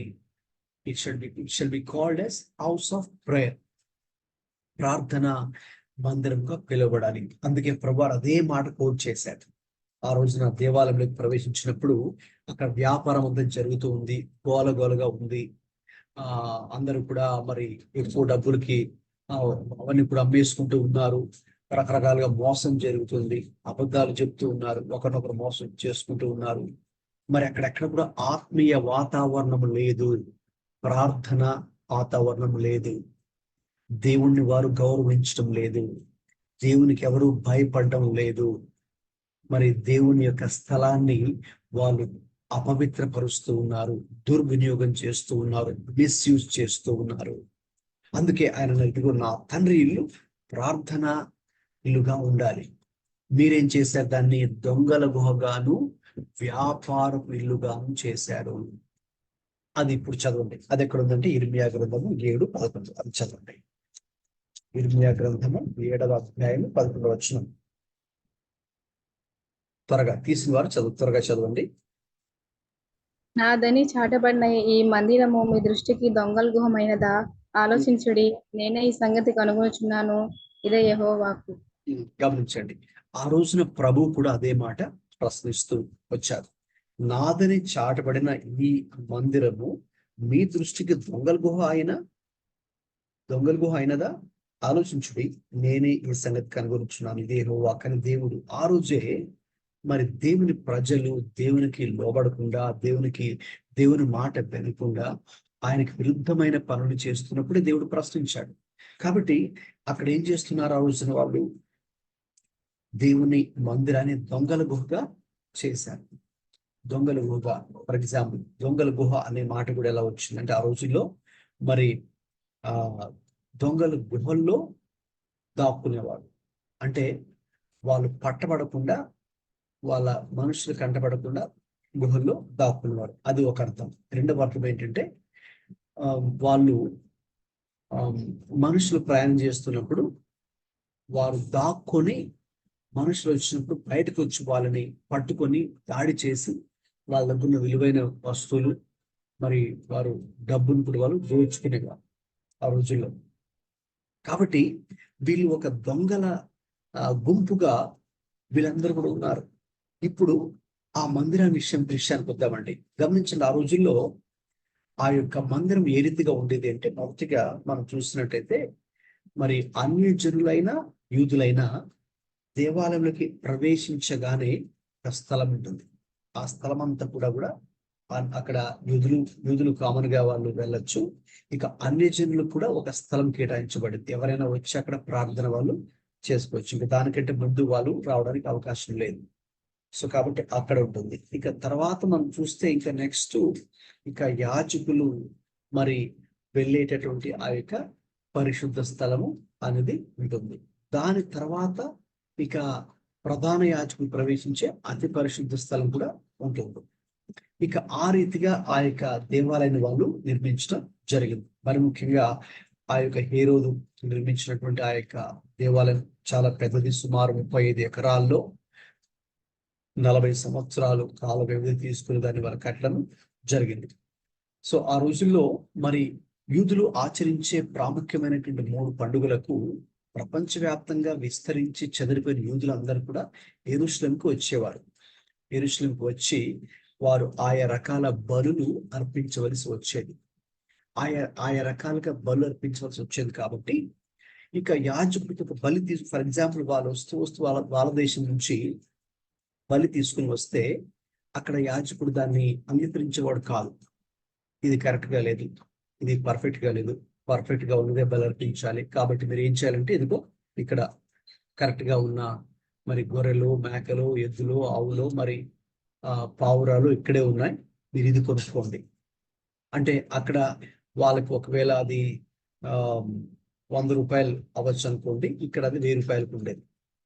లేకపోతే 1000 రూపాయల వస్తు 10,000కి ఇక్కడ వాళ్ళు అమ్మేవారు. ఆ రీతిగా అక్కడ వాటిని ఒక వ్యాపారంగా దాన్ని మార్చేశారు. సో అక్కడ ఉన్నటువంటి ఆ దేవాలయానికి సంబంధించిన యాజకులు, ప్రధాన యాజకులు ఆ వ్యాపారస్తులతో వాళ్ళు కూడా ఒక విధంగా చెప్పాలంటే మనం కుమ్మక్కై అంటాం కదండి. సో కాబట్టి వాళ్ళు వాళ్ళ దగ్గర డబ్బులు తీసుకొని ఆ వ్యాపారాన్ని మీరు చేసుకోండి, మా కమిషన్ ఇస్తే చాలు అన్నట్టుగా వాళ్ళు చేసేవాళ్ళు. ఈ రోజులు ఎలాగైతే జరుగుతుందో ఆ రోజుల్లోనే అది ఉంది చూడండి. ఇంకా ఏం చేసేవారు? రూకలు మార్చేవారు. బల్లలు ప్రభు కింద పడేశారు ఇవ్వండి. ఎవరి రూకలు మార్చేవారంటే ఆ రోజుల్లో అనేక దేశాల నుంచి వాళ్ళు అక్కడికి వచ్చినప్పుడు యూదులు పండుగ ఆచరించడానికి మరి ఆ దేశానికి సంబంధించిన డబ్బులు కరెన్సీ ఇస్తే అక్కడ చల్లదు. కాబట్టి ఆ దేశపు కరెన్సీని ఇవ్వాలి, అంతే కదండి. ఏ దేశంలో ఒక కరెన్సీ ఉంటుంది కాబట్టి అదే యాక్సెప్ట్ చేస్తారు, వేరే కరెన్సీ యాక్సెప్ట్ చేయరు కదా. సేమ్ అక్కడ కూడా అందుకోసం కొరకని ఆ రూకలు మార్చేవారు. కరెన్సీ ఎక్స్చేంజ్, మనకు ఫారిన్ ఎక్స్చేంజ్ అంటాం కదా. సో అలాగా వాళ్ళు అక్కడ ఉన్నారు. సో ఈ వ్యాపారాలు అన్ని కూడా అక్కడ లోపల జరుగుతున్నాయి. తర్వాత అంటే ఆ రోజుల్లో ఆ పట్టణపు మరి ఒక వైపు నుంచి మరొక వైపు వెళ్ళడానికి కూడా కొంతమంది ఒక షార్ట్ కట్ లాగా ఈ యొక్క మరి దేవాలయాన్ని ఉపయోగించుకుని వాళ్ళు అలాగ వెళ్ళేవారు. సో కాబట్టి తమ యొక్క పనుల కొరకు, తమ యొక్క స్వార్థం కొరకు, వారు డబ్బు సంపాదించడం కొరకు, లేక వారు ఈ రీతిగా దేవుని యొక్క మందిరాన్ని దుర్వినియోగపరుస్తూ ఉన్నారు. అక్కడ ఎక్కడ కూడా మరి ప్రార్థన అనేది లేదు. మరంతా కూడా మరి గోలగోలగా ఉంటే ప్రార్థన ఇక్కడ ఉంటుందంటే ఉండదు.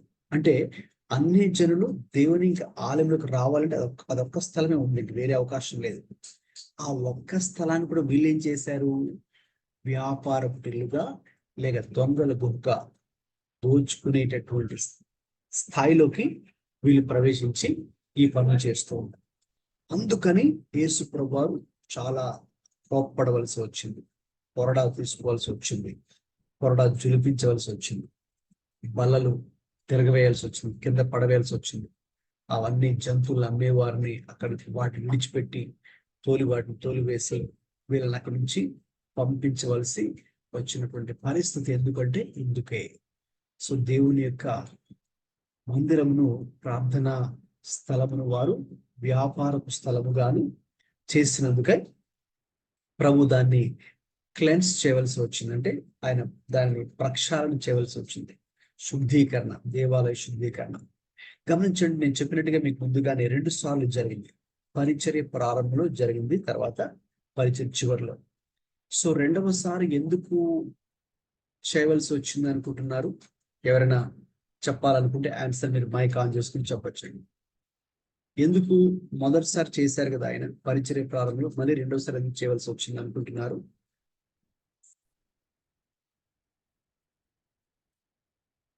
What was the need of cleansing the temple second time?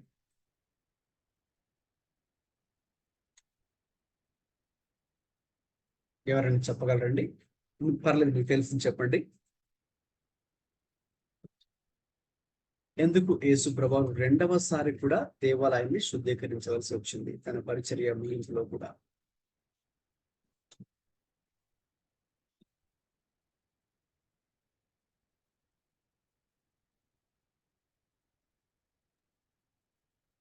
Any answer? వాళ్ళు ఫస్ట్ టైం చెప్పిన కూడా దేవుని మాటకి దేవుని మాటకి కొంచెం గట్టిగా చెప్పండి. ఎందుకు యేసు ప్రభువారు రెండవసారి కూడా దేవాలయాన్ని శుద్ధీకరించవలసి వచ్చింది? వాళ్ళు ఆయన మాటకి లోబడలేదు కాబట్టి. ఎస్, అవును.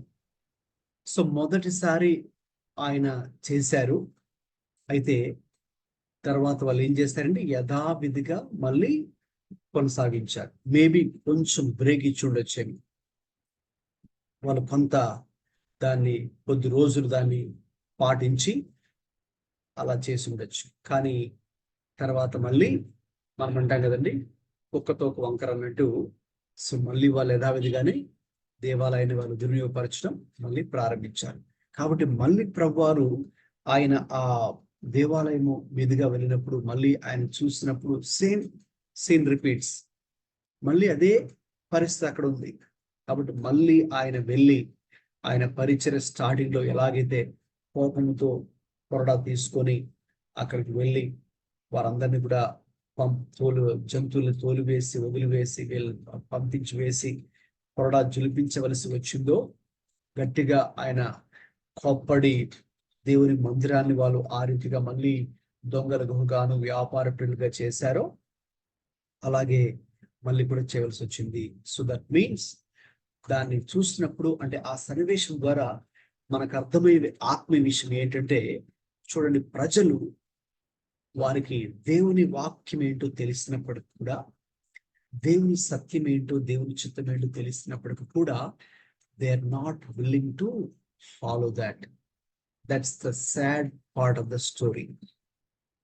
సో దేవుని వాక్యము దేవుని చిత్తము ఏంటో తెలిసి కూడా చాలా మంది తప్పు చేస్తూ ఉంటారు, పాపము చేస్తూ ఉంటారు, దేవుని చిత్తానికి విరుద్ధంగా ప్రవర్తిస్తూ ఉంటారు. అది తెలియకేం కాదండి, తప్పకుండా దే నో.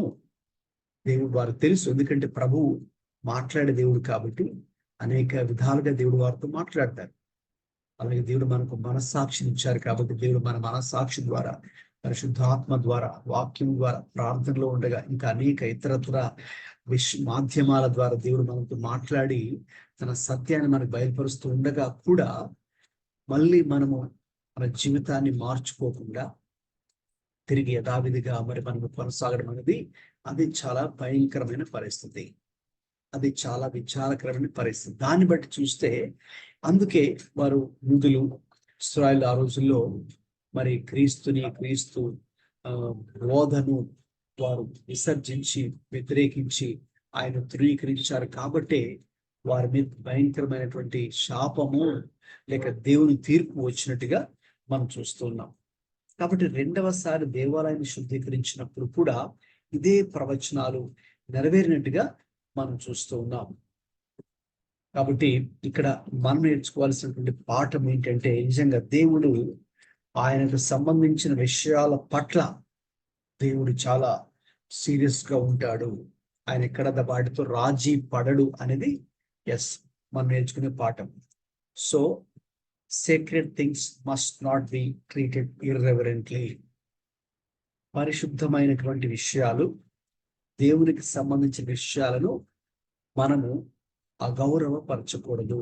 మనము వాటిని తేలిగ్గా తీసుకోకూడదు, లైట్ గా తీసుకోకూడదు. దేవునికి సంబంధించిన విషయాలను వాటిని మరి మనం సీరియస్ గానే తీసుకోవాలి. వాటిని మనం ఆనర్ చేయాలి, వాటిని మరి మనం గౌరవించాలి. సో దేవుడు ఏది అది గొప్పగా చూస్తాడు, ఏది ఆయన చేయమని చెప్తాడు, మనం వాటిని అలాగే చూడాలి. So that's what Christ has done. రెండవసారి క్రీస్తు ఆ దేవాలయాన్ని సందర్శించినప్పుడు ఆయన వారిని శుద్ధీకరించి, సో నేను చెప్పినట్టుగా it is about spiritual cleansing, not the physical cleansing or physical cleaning కాదు, స్పిరిచువల్ క్లెన్జింగ్. సో కాబట్టి ఏదేదైతే మన హృదయాల్లో కూడా దేవునికి సంబంధించింది కాకుండా ఇక లోక సంబంధమైనది, మరి పాపానికి సంబంధించింది, అపవాదికి సంబంధించింది ఎప్పుడెప్పుడైతే వస్తూ ఉంటాయో ఎప్పటికప్పుడు right we make it a point that let's cleanse our selfs. మనల్ని కూడా మరి మనము పవిత్రపరుచుకునే వారిగా ఉండాలి. ఎందుకంటే God is concerned about spiritual cleansing, God is concerned about purity, holiness. So మన జీవితాల్లో కూడా పరిశుద్ధతకు మనము విలువనిస్తూ ప్రభువుని గణపరిచే వారిగా మనం ఉంటూ మన జీవితాల్లో దేవుని సంగతులకు విలువనిచ్చేవారిగా, ప్రాధాన్యతనిచ్చేవారిగా, ఎప్పుడు కూడా దేవునికి సంబంధించిన విషయాన్ని తేలిగ్గా తీసుకోకూడదు. లైట్ గా తీసుకోకూడదు. Don't take God's things for granted. పర్వాలేదులే, మనం ఎలాగున్నా పర్వాలేదులే అన్నట్టుగా మనం ప్రవర్తించకూడదని ఈ యొక్క సన్నివేశం ద్వారా మనం నేర్చుకుంటూ ఉన్నాం. రైట్. సో కాబట్టి ఇది చాలా ప్రాముఖ్యమైనది. ఇక్కడ నేను ఆ వాక్య భాగాలు రాశాను కదండి.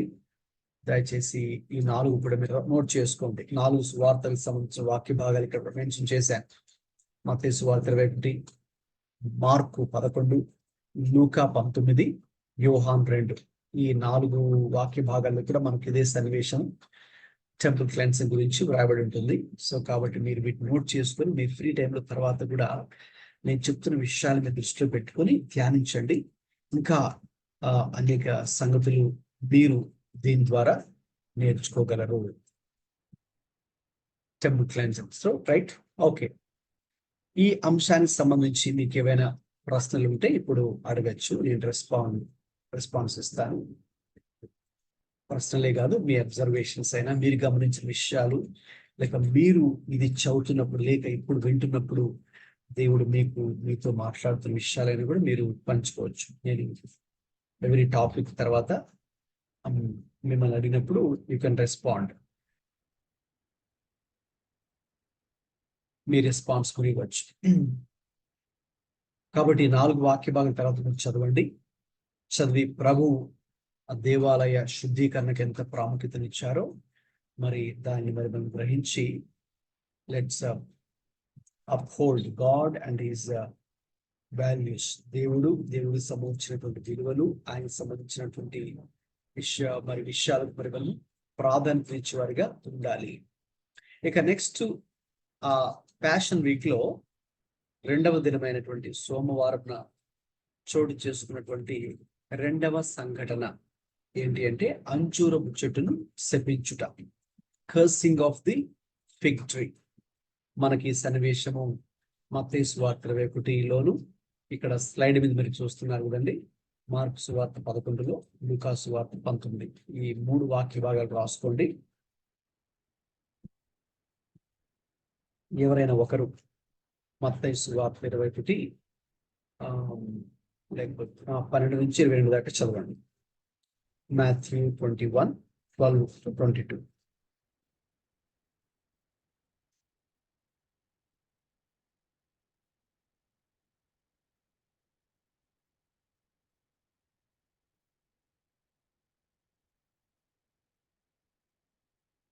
చదవండి తీసిన వారు.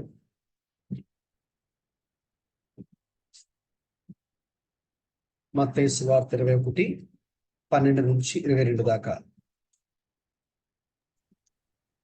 యేసు దేవాలయంలో ప్రవేశించి క్రయ విక్రయములు చేయు వారిని అందరినీ వెళ్ళగొట్టి రూకలు మార్చువారి బల్లలను, గువ్వలమ్ము వారి పీఠములను పడద్రోసి, నా మందిరము ప్రార్థన మందిరం అనబడును అని వ్రాయబడి ఉన్నది, అయితే మీరు దానిని దొంగలి గుహగా చేశారను అనెను.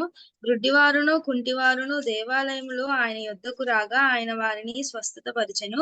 కాగా ప్రధాన యాజకులను శాస్త్రులను ఆయన చేసిన వింతలను, దావీదు కుమారునికి జయము అని దేవాలయంలో కేకలు వేయుచున్న చిన్నపిల్లలను చూచి కోపముతో మండిపడి, వీరు చెప్పుచున్నది వినుచున్నావా అని ఆయనను అడిగిరి. అందుకు యేసు, వినుచున్నాను. బాలుర యొక్కయు చంటి పిల్లల యొక్కయు నోట స్తోత్రము సిద్ధింపజేసితివి అను మాట మీరెన్నడూనూ చదవలేదా అని వారితో చెప్పి వారిని విడిచి పట్టణము నుండి బయలుదేరి బెతేయకు వెళ్లి అక్కడ బస చేసెను. ఉదయమందు పట్టణమునకు మరలా వెళ్ళుచుండగా ఆయన ఆకలి గొనెను. అప్పుడు త్రోవ ప్రక్కన ఉన్న యొక్క అంజూరపు చెట్టును చూచి దాని యొద్దకు రాగా దాని యందు ఆకులు తప్ప మరేమీయూ కనబడలేదు గనుక దానిని చూచి, ఇక మీదట ఎన్నటికిని నీవు కాయ కుందువుగాక అని చెప్పెను. తక్షణమే ఆ అంజూరపు చెట్టు ఎండిపోయెను.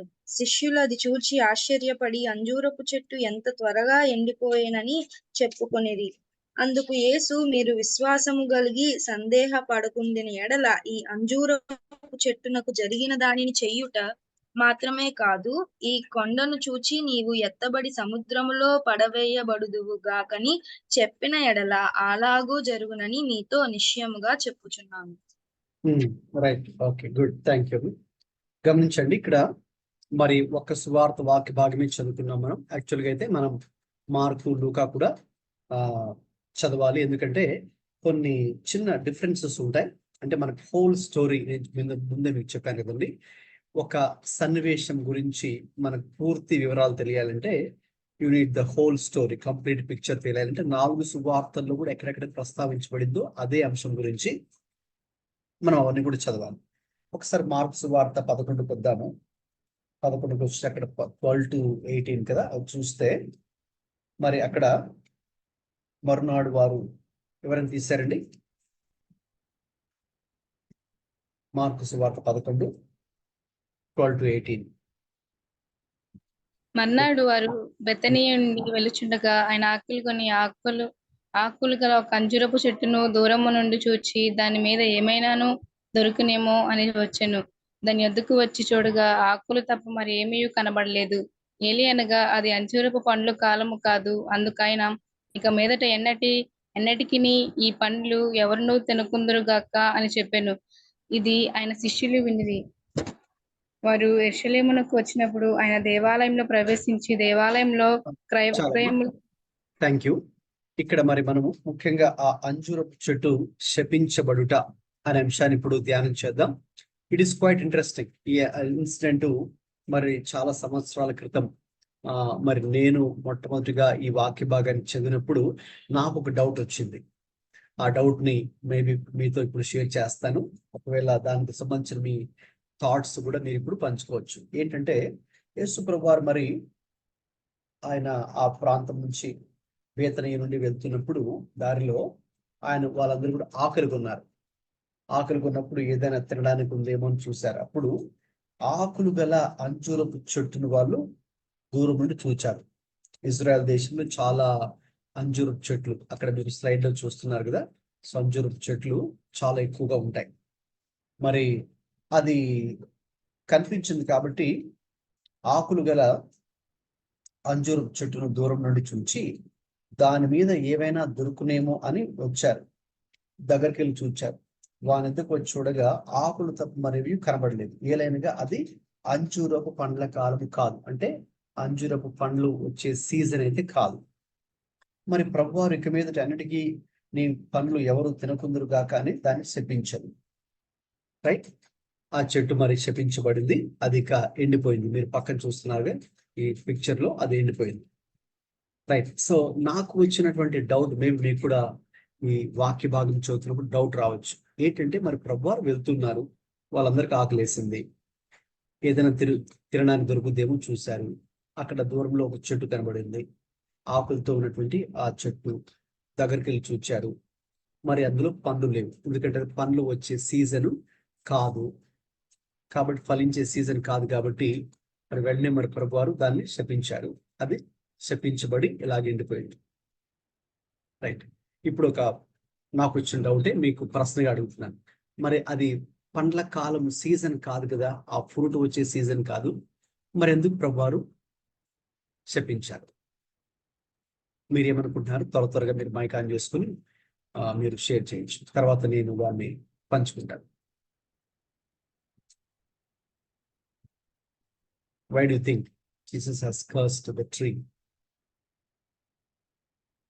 అది పండ్లు వచ్చే సీజన్ కాదని కూడా ఉంది, అయినా కూడా ఎందుకు ప్రభువారు మరి శపించడం జరిగింది?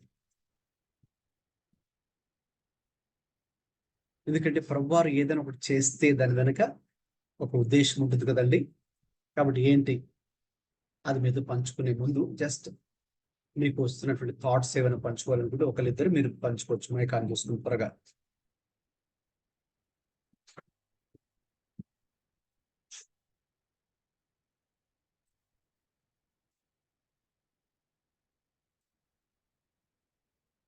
ఎవరైనా పర్లేదు. ఎందుకు యేసు ప్రభువారు ఆ అంజూరపు చెట్టును శపించారు?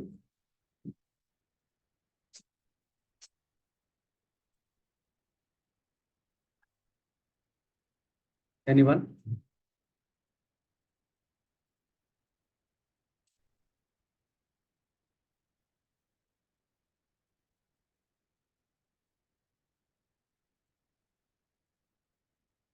పర్లేదండి, తప్పో ఒప్పో మీరు భయపడకండి. జస్ట్ మీకు వచ్చిన థాట్ మీరు షేర్ చేయండి, తర్వాత నేను షేర్ చేస్తాను. కాబట్టి మీకు ఎప్పుడు ఈ డౌట్ రాలేదండి చదువుతున్నప్పుడు ఈ వాక్య భాగాన్ని? నాకైతే లాంగ్ బ్యాక్, చాలా ఇయర్స్ బ్యాక్, ప్రభుని తెలుసుకున్న కొత్తలోనే మరి నేను రేడియోలో విన్నప్పుడు నేను ప్రభు ఆ రోజులో రేడియోని కూడా ఉపయోగించుకున్నారు నేను రక్షణలోకి రావడానికి. రేడియోలో వింటున్నప్పుడు నేను రోజు వాక్యంలో మరి వాక్య భాగాన్ని వాళ్ళు చదువుతున్నప్పుడు నాకు ఇంకా గుర్తుంది. నాకు ఆ డౌట్ వచ్చినప్పుడు వాళ్ళు చివరిలో చెప్పేవారు, ఆ వాక్యం అంతా అయిన తర్వాత, ఒకవేళ మీరు ఇంకెక్కువ ప్రభువుని వాక్యం ఎక్కువ తెలుసుకోవాలనుకుంటే మేము చెప్పే చిరునామాకి ఉత్తరం రాయండి. అప్పట్లో లెటర్స్ రాసేవారు కాబట్టి 95-96లో మరి అప్పుడు నేను ఒక పోస్ట్ కార్డ్ తీసుకొని వాళ్ళకి డౌట్ రాశాను, రేడియో వాళ్ళకి. అది హైదరాబాద్కి వెళ్ళింది. ఆ రేడియోలో వాక్యం చెప్పే వారికి అది వెళ్ళింది. మరి ఇక్కడ బైబిల్ ఇలా ఉంది కదండి, అది పండ్ల కాలము కాదు, మరి పండ్ల కాలం కాదు కాబట్టి మరి పండ్లు ఉండవు. మరి ప్రభుకు తెలియదు ఆ విషయం, మరి ఎందుకు ఆయన దాన్ని శపించవలసి వచ్చిందని నేను ఉత్తరం రాశాను, పోస్ట్ కార్డ్ రాస్తే వాళ్ళు దాన్ని మళ్ళీ నాకు రిప్లై కూడా ఇవ్వడం జరిగింది. ఒక పెద్ద, ఐ థింక్ ఇండియన్ లెటర్లో వాళ్ళు రిప్లై ఇచ్చారు. ఎనివే, సో లాంగ్ బ్యాక్ నేను వాక్య భాగం చదివినప్పుడు నాకు కూడా డౌట్ ఉంది. అయిన తర్వాత దానికి నేను వాక్యాన్ని చూసినప్పుడు నాకు క్లారిఫికేషన్ దొరికింది. Okay, right.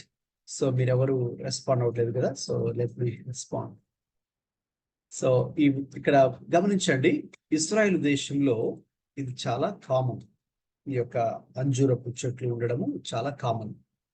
తర్వాత ఈ అంజూరపు చెట్లు సాధారణంగా ఈ అంజూరపు కాయలు, అంజూరపు ఫలాలు, అంజూరపు ఆకులు కంటే ముందుగానే ఫలాలు వస్తాయి అంజూరపు చెట్లు. సో ఫస్ట్ ఆకులు తర్వాత ఫలాలు కాదు, ఫస్ట్ ఫలాలు తర్వాత ఆకులు అంజూరపు చెట్టుకు వస్తాయి. తర్వాత ఇది అనేక ప్రాంతాలు, ముఖ్యంగా ఇశ్రాయేల్లో ప్రభువారు ప్రయాణించినటువంటి ప్రాంతంలో మరి కొన్ని రకాల పొదలు టైప్లో కొన్ని ఉంటాయి, కొన్ని చెట్లు టైప్లో ఉంటాయి. ఇక్కడ ప్రభువారు వచ్చి చెట్టు దగ్గరికి వచ్చారు, అంజూరపు చెట్టు. ఇవి సంవత్సరంలో 3 కాపులు కాసేటటువంటి చెట్లు ఈ అంజూరపు చెట్లు. దట్ మీన్స్ కొన్ని ప్రాంతాల్లో అయితే వాతావరణాన్ని బట్టి, రైట్, ఆ యొక్క ఎత్తులో ఉన్నటువంటి ప్రాంతాన్ని బట్టి కొన్ని నెలకు 12 నెలల్లో 10 నెలల్లో కూడా కాపు ఉంటూనే ఉంటాయి, అంటే ఫలాలు ఉంటూనే ఉంటాయి. అంటే almost like any time of the year you have this. ఓకేనండి. మరి సీజన్లో అంటే ఏ సంవత్సరంలోనైనా కూడా అవి ఉంటాయి. అయితే ఓన్లీ థింగ్, ఫస్ట్ అవి పచ్చగా ఉంటాయి కదండి, గ్రీన్ కలర్లో ఉంటాయి వచ్చినప్పుడు. ఇంకా తర్వాత ఓకేనండి మరి ఇలాగా రైప్ అవుతాయి, ఇలాగ పండిపోతాయి, అప్పుడు దాని కలర్ మారుతుంది. సో ఫస్ట్ అయితే ఖచ్చితంగా పచ్చివైనా ఉంటాయి, పచ్చి ఉండి గ్రీన్ కలర్ ఉన్నవైనా ఖచ్చితంగా ఉండాలి. దీని తర్వాతనే ఆకు వస్తుంది. ఓకేనండి, ఈ చెట్టుకు మాత్రం. అయితే ఇక్కడ విషయం ఏంటంటే, ఎప్పుడైతే మరి ప్రభువారు వాళ్ళకి ఆకలిగా ఉన్నారో అక్కడ, అందుకే మీకు మార్క్లో కూడా చదివాను. ఇక్కడ మార్క్లో, ఆ మత్తయిలో ఆ డీటెయిల్స్ లేదు. మార్క్లో ఏముంటుందండి, ఆకులు గల అంజూరపు చెట్టును దూరం నుండి చూసారండి, చాలా స్పెసిఫిక్ గా ఉంది అక్కడ. మార్కు సువార్త 11:13లో ఉంటుంది. ఆకులు గల ఒక అంజూరపు చెట్టును దూరం నుండి చూచి, అంటే దాని అర్థం ఏంటి? ఎవరైనా సరే ఆ రోజుల్లో ఆకులు గల అంజూరపు చెట్టును చూచారంటే ఖచ్చితంగా అందులో ఫలాలు ఉండాలి. అవి పచ్చివైనా కావచ్చు, పండిపోయినవైనా కావచ్చు, పండైనవైనా కావచ్చు, రా ఆర్ రైప్డ్ వన్స్ ఉండాలి, ఖచ్చితంగా అయితే ఉండాలి. ఫలాలు అయితే ఖచ్చితంగా ఉండాలి. మరి దగ్గరికి వెళ్ళి చూస్తే మాత్రం అక్కడ ఆకులు తప్ప మరేమీ కనబడలేదు, ఆకులు తప్ప అవి లేవు.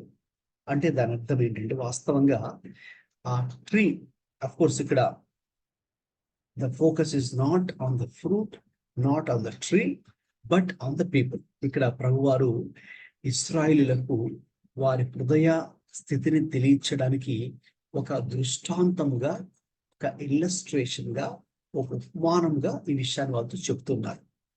ఈ చెట్టు చూడడానికి ఎలా ఉందంటే, ఇతరులకి బయట వాళ్ళకి ఎటువంటి ఇంప్రెషన్ ఇస్తుందంటే, ఆకులన్నీ ఫుల్ గా ఉన్నాయంటే దాని అర్థం నాలో చాలా ఫలాలు ఉన్నాయి, నా దగ్గర చాలా పండ్లు ఉన్నాయి, చాలా ఫలాలు ఉన్నాయని ఈ చెట్టు చెబుతుంది. ఆ ఇంప్రెషన్ అయితే బయటకు అందరికీ ఇస్తుంది. ఎందుకంటే ఆకులు ఉన్నాయి కాబట్టి. నేను చెప్పినట్టుగా ఈ చెట్టుకి ముందు ఫలాలు వస్తాయి, తర్వాత ఆకులు వస్తాయి. సో ఆకులు వచ్చాయంటే ఖచ్చితంగా ఫలాలు ఉండాలి. అవి పచ్చివైనా ఉండొచ్చు, ఇవైనా కావచ్చు. తర్వాత any time of the year, ఎప్పుడు వెళ్ళినా కూడా ఆల్మోస్ట్ అది ఎక్కువ సార్లు కాపు కాసేది కాబట్టి ఖచ్చితంగా ఫలాలు అయితే ఉండాలి. ఇవి పచ్చివైనా కావచ్చు, పండినవి కావచ్చు. బట్ ఈ చెట్టుకు దగ్గరకు వచ్చి చూస్తే మాత్రం అక్కడ ఎటువంటి ఫలాలు లేవు. And so it is giving a falls impression to others, right? So tree is talking about the hypocrisy of the people of God. ప్రజల యొక్క వేషధారణ గురించినటువంటి అంశాన్ని తెలియచేయడానికి ప్రభువారు దీన్ని ఒక డెమాన్స్ట్రేషన్ గా తీసుకున్నారు.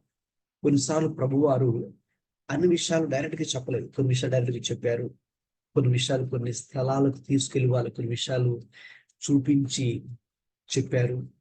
ఇది అటువంటి తోకు చెందినటువంటి ఒక సంఘటన, డెమాన్స్ట్రేషన్. ఒక విషయాన్ని చూపించి తర్వాత ప్రజలకు ఒక విషయాన్ని తెలియచేశారు.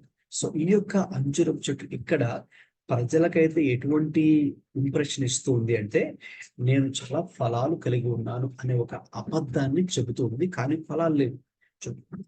ఆకులు చాలా ఉన్నాయి, ఆకులు చాలా ఉన్నాయంటే అర్థం ఖచ్చితంగా ఫలాలు ఉండాలి. అయితే ఫలాలు లేవు.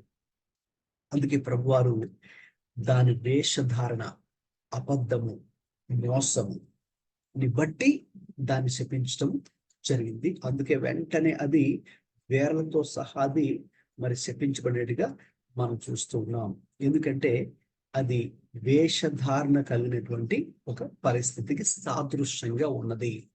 సో ఇప్పుడు మనం ఈ యొక్క అంజూరపు చెట్టు, శపించబడినటువంటి అంజూరపు చెట్టును చూచి ఒక ప్రాముఖ్యమైన ఆత్మీయ పాఠాన్ని ప్రభువారు ఆనాటి మరి యూదులకు, ధర్మశాస్త్ర ఉపదేశకులు, శాస్త్రులకు, పరిసయ్యులకు తెలియచేయడం జరిగింది. అలా ఈనాడు సంఘానికి కూడా దేవుడు తెలియచేస్తున్నాడు. కాబట్టి జాగ్రత్తగా వినండి, ఇది చాలా ప్రాముఖ్యమైన సన్నివేశం. అందుకే నేను కొంచెం ఎక్స్ట్రా టైం తీసుకుని కొంచెం దీన్ని డెప్త్ గా మరి మనం దీన్ని అధ్యయనం చేయాలి. గమనించండి, ఈ యొక్క చెట్టు, అంజూరపు చెట్టు మరి అనేది ఇశ్రాయేలు దేశానికి సాదృశ్యంగా ఉన్నది. ఇశ్రాయేల్ దేశానికి సాదృశ్యంగా ఉన్నది. అందులో ఉన్నటువంటి ఫలాలు వారి ఆత్మీయ ఎదుగుదలకు, అభివృద్ధికి సాదృశ్యంగా ఉన్నది. అందులో ఫలములు లేని స్థితి అది దేవుని తీర్పుకి, ఉగ్రతకు సాదృశ్యంగా ఉన్నది.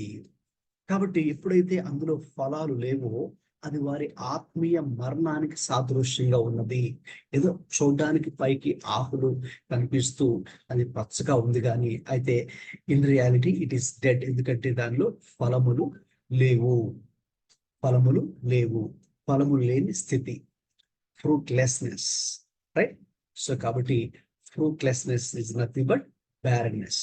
సో గొడ్రాలితనం అంటాం కదండి. కాబట్టి అది ఫలములు లేని స్థితి, అంటే అది ఒక శపించబడినటువంటి స్థితితో సమానమే, ఫలము లేని స్థితి.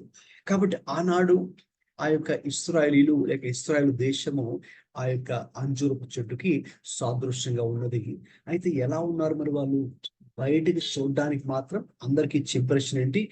మేము చాలా భక్తిగా ఉన్నాము, నీతిగా ఉన్నాము, ధర్మశాస్త్రం అనుసరిస్తూ ఉన్నాము, మాకు ధర్మశాస్త్రం తెలుసు, మేము ఈ ఆచారాలని, సాంప్రదాయాలు, కట్టుబాట్లను అనుసరిస్తూ ఉన్నాము, మోషే ధర్మశాస్త్ర ప్రకారం నడుచుకుంటున్నాము, మేము భక్తి గలవారము అనే ఒక ఇంప్రెషన్ ని, అనే ఒక గుర్తింపుని ప్రజలు చూపిస్తున్నారు. కానీ వాస్తవంగా అయితే వారిలో ఫలభరితమైన జీవితం లేదు, వారిలో ఫలించే స్థితి లేదు.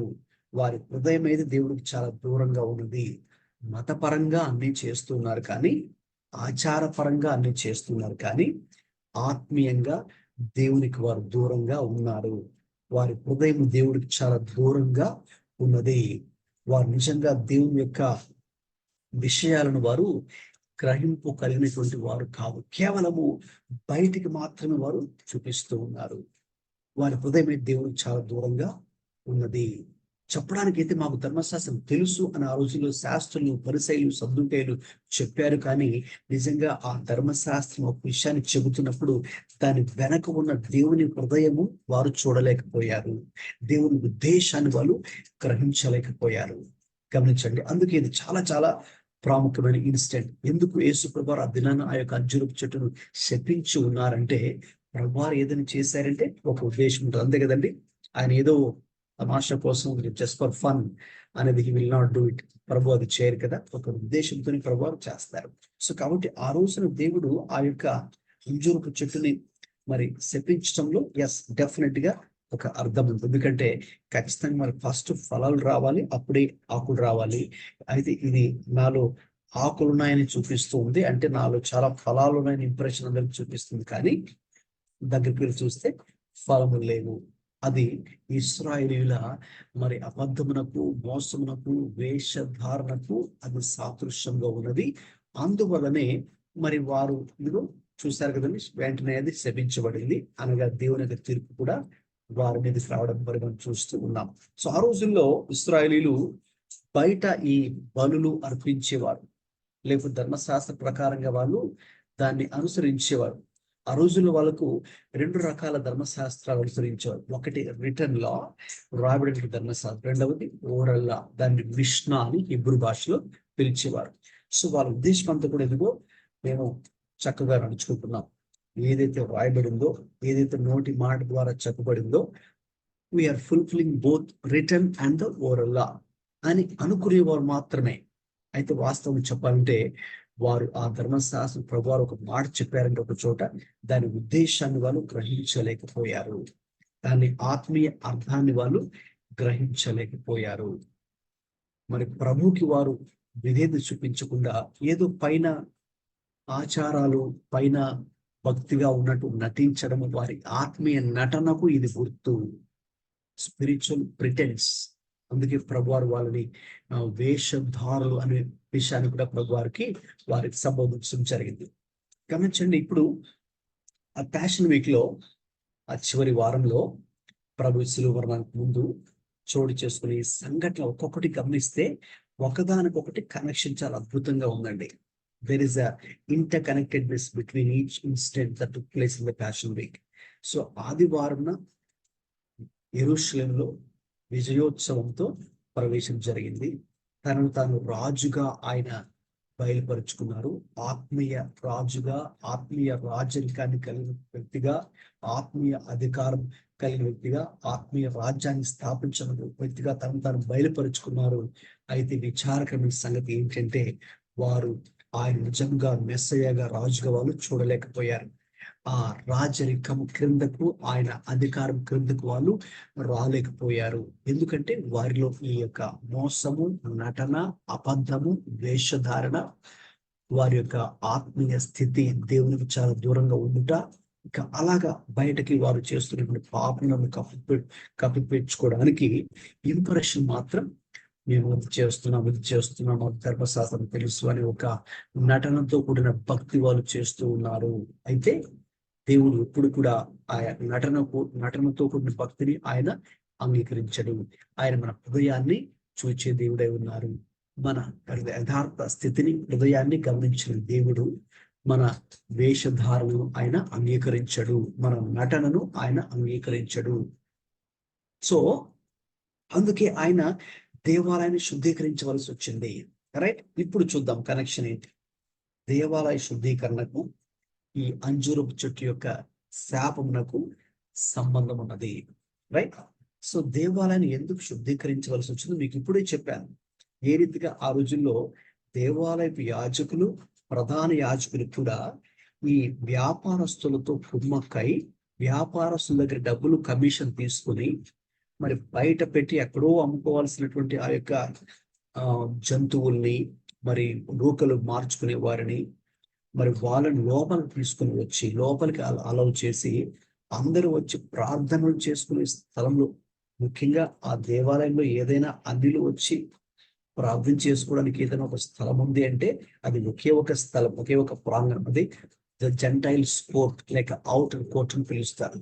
సో చివరికి వీరు దాన్ని కూడా ఆక్యుపై చేసి అక్కడ కూడా ప్రార్థన చేయకుండా అక్కడ కూడా వీళ్ళు స్వార్థంతో, స్వలాభంతో, స్వప్రయోజనంతో దేవుని యొక్క ఆలయాన్ని దుర్వినియోగపరుస్తూ దాన్ని కూడా భయంకరమైన రీతిలో చేశారు. ఇప్పుడే మీకు చెప్పాను, ఆ ఇన్సిడెంట్ మీకు చెప్తున్నప్పుడు గుర్తుంది కదండి, దేవాలయ శుద్ధీకరణ చెప్తున్నప్పుడు. అందుకే ప్రభువారు కోపపడవలసి వచ్చింది, కొరడా చూపించవలసి వచ్చింది, రూకలు బల్లలు కింద పడవేయాల్సి వచ్చింది, ఆ జంతుల్ని విడిచిపెట్టి అమ్మే వారిని గట్టిగా అరిచి వారికి దేవుని యొక్క భయాన్ని తెలియచేయవలసి వచ్చిందనే విషయం చెప్పారు. సో ఈ దేవాలయ శుద్ధీకరణకు ఈ అంజూరపు చెట్టు చూపించడానికి కనెక్షన్ ఉంది. సో కాబట్టి ఈ యొక్క cursing of the fig tree has received the judgement from the lord.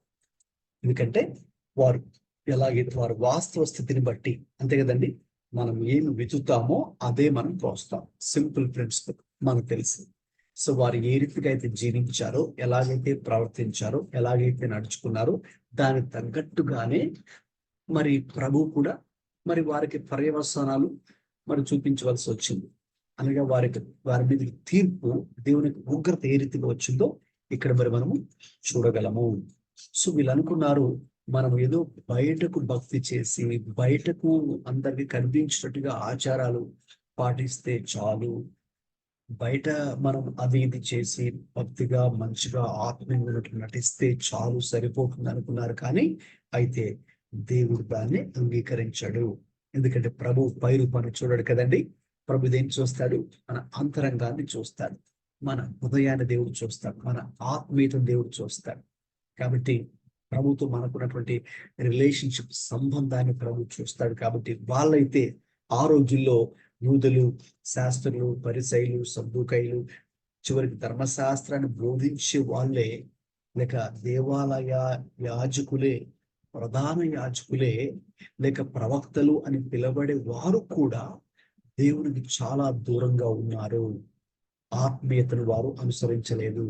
కేవలం ఆచారపరమైన భక్తిలో మాత్రమే ఉన్నారు.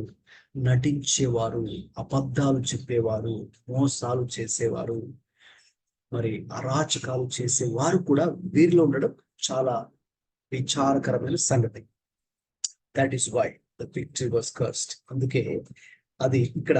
సో ఇప్పుడు నౌ యు అండర్స్టాండ్. సో ఇక్కడ it's not about the tree, it's not about the fruit, but it's all about people's spirituality. ఇది ప్రభువారు ఏంటంటే మనకు ఒక ఆనాటి ప్రజలకైనా మనకైనా నేటి సంఘానికైనా ఒక ఆత్మీయ పాఠం చెప్పడం కోసం ఒక డెమోన్స్ట్రేషన్, ఒక డెమో మనకు చూపించి, ఒక ఉదాహరణ చూపించి ఆయన చెప్పడం జరిగింది. ఆ యొక్క అంజూరపు చెట్టును ఒక ఉదాహరణగా చూపిస్తూ అది ఏ రీతిగా ప్రజల ఆత్మీయతకు, ప్రజల హృదయానికి సాదృశ్యంగా ఉందో చెప్పి, ప్రజలు కూడా ఏ రీతిగా నటిస్తూ ఉన్నారు, అబద్ధాలు చెప్తూ ఉన్నారు, మోసాలు చేస్తూ ఉన్నారు, పైకి ఒకటి లోపలికి. ఇంకా చెప్పాలంటే బై ద వే ఇంకొక సన్నివేశం మరి తర్వాత మీకు చెప్పబోయేది ఇంకా డీటెయిల్ గా నేను మీకు తెలియచేసినప్పుడు ఈ శాస్త్రులు, పరిసయ్యుల గురించి ఇంకా స్పష్టంగా మరి మనం దాన్ని అర్థం చేసుకోవచ్చు. రైట్.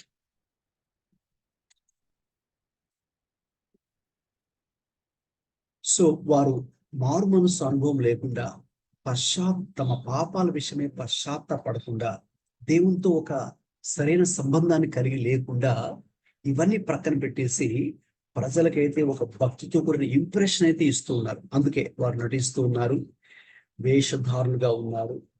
రైట్. సో కాబట్టి నెక్స్ట్ సన్నివేశం ఏంటి అంటే, అది మంగళవారం రోజున ఏం జరిగిందో అది నేను మీకు నెక్స్ట్ క్లాస్ లో పంచుకుంటాను. ఇదంతా కూడా ఒకదానికొకటి కనెక్ట్ అయిన విషయం అన్నమాట.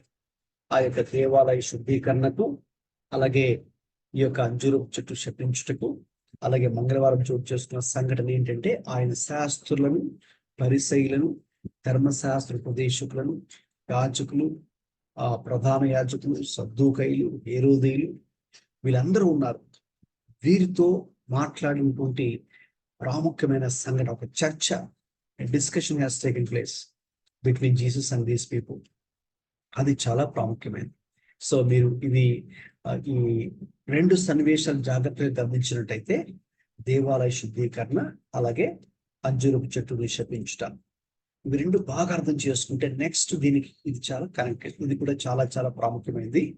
ఇది నేను సంఘానికి ఎలా అన్వయింపు ఉందో అది నెక్స్ట్ వీక్ లో మీతో పంచుకుంటాను. చాలా important and very interesting also.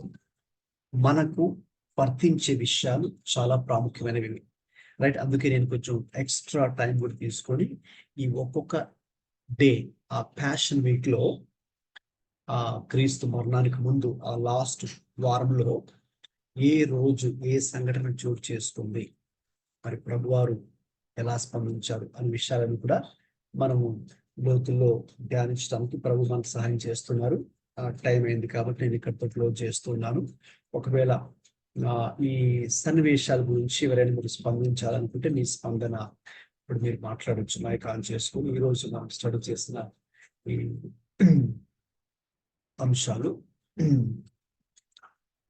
ఈ 3 సన్నివేశాలు ఈరోజు చూసాము. మరి యేసుక్రీస్తు ప్రభు యెరూషలేములో రాజుగా విజయోత్సవంతో ప్రవేశించుట, అది ఆదివారం చోటు చేసుకున్న సంఘటన. సోమవారం చోటు చేసుకున్న 2 సంఘటనలు ఈరోజు ధ్యానం చేశాం.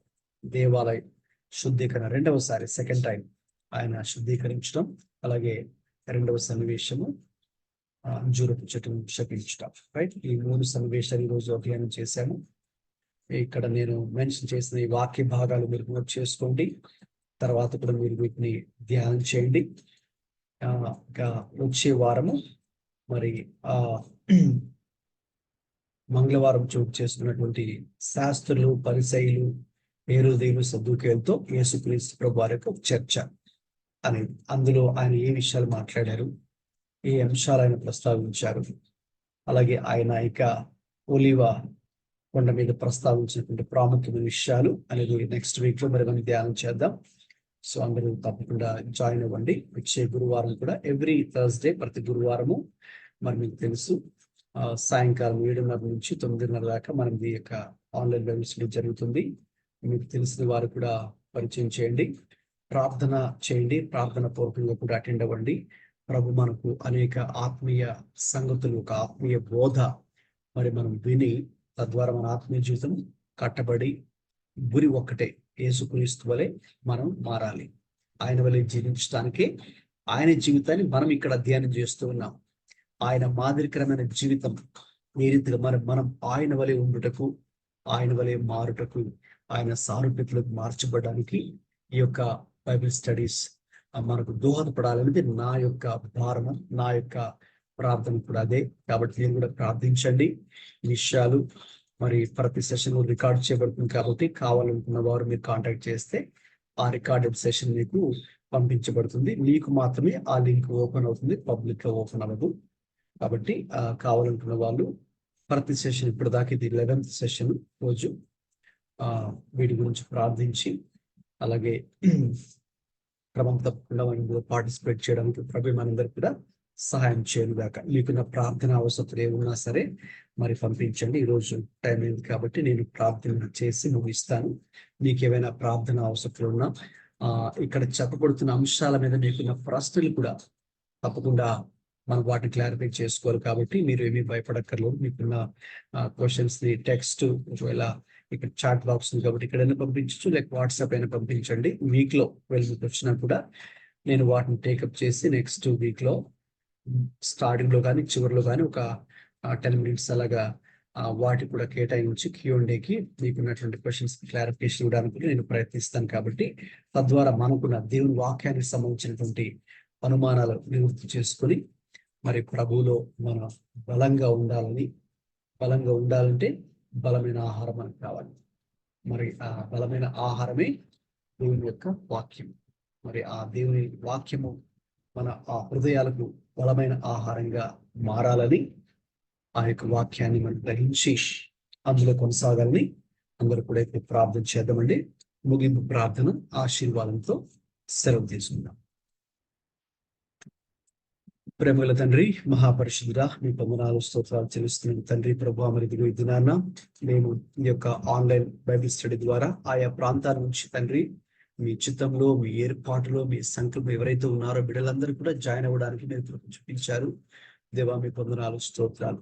ప్రభు మా ఆశ ఒక్కటే, ఈ యొక్క ఆన్లైన్ బైబిల్ స్టడీస్ ద్వారా మేము ఇంకా మా ప్రభు ఎవరో ఇంకా లోతుల్లో మేము గ్రహించిన వారమై తద్వారా మీతో ఒక సన్నిహిత సహవాసాన్ని కలిగి చివరికి క్రీస్తు వలె మారుటకు, క్రీస్తు వలె జీవించుటకు దేవా, ఈ యొక్క అంశము మేము నేర్చుకుంటున్నటువంటి ఈ యొక్క అంశాలన్నీ కూడా మాకు ఉపయోగపడే, తద్వారా మా ఆత్మీయ జీవితం కట్టబడిన ఆయన మీ వలె మారుటకు మాకు అందరికీ కృప చూపించమని ప్రార్థిస్తున్నాం. ఎవరైతే ఈ రోజు గ్రూప్ లో జాయిన్ అయ్యారో ప్రతి ఒక్కరిని బట్టి స్తోత్రాలు తండ్రి. వారిని, వారి కుటుంబాలను పేరు పేరున దీవించండి అయ్యా.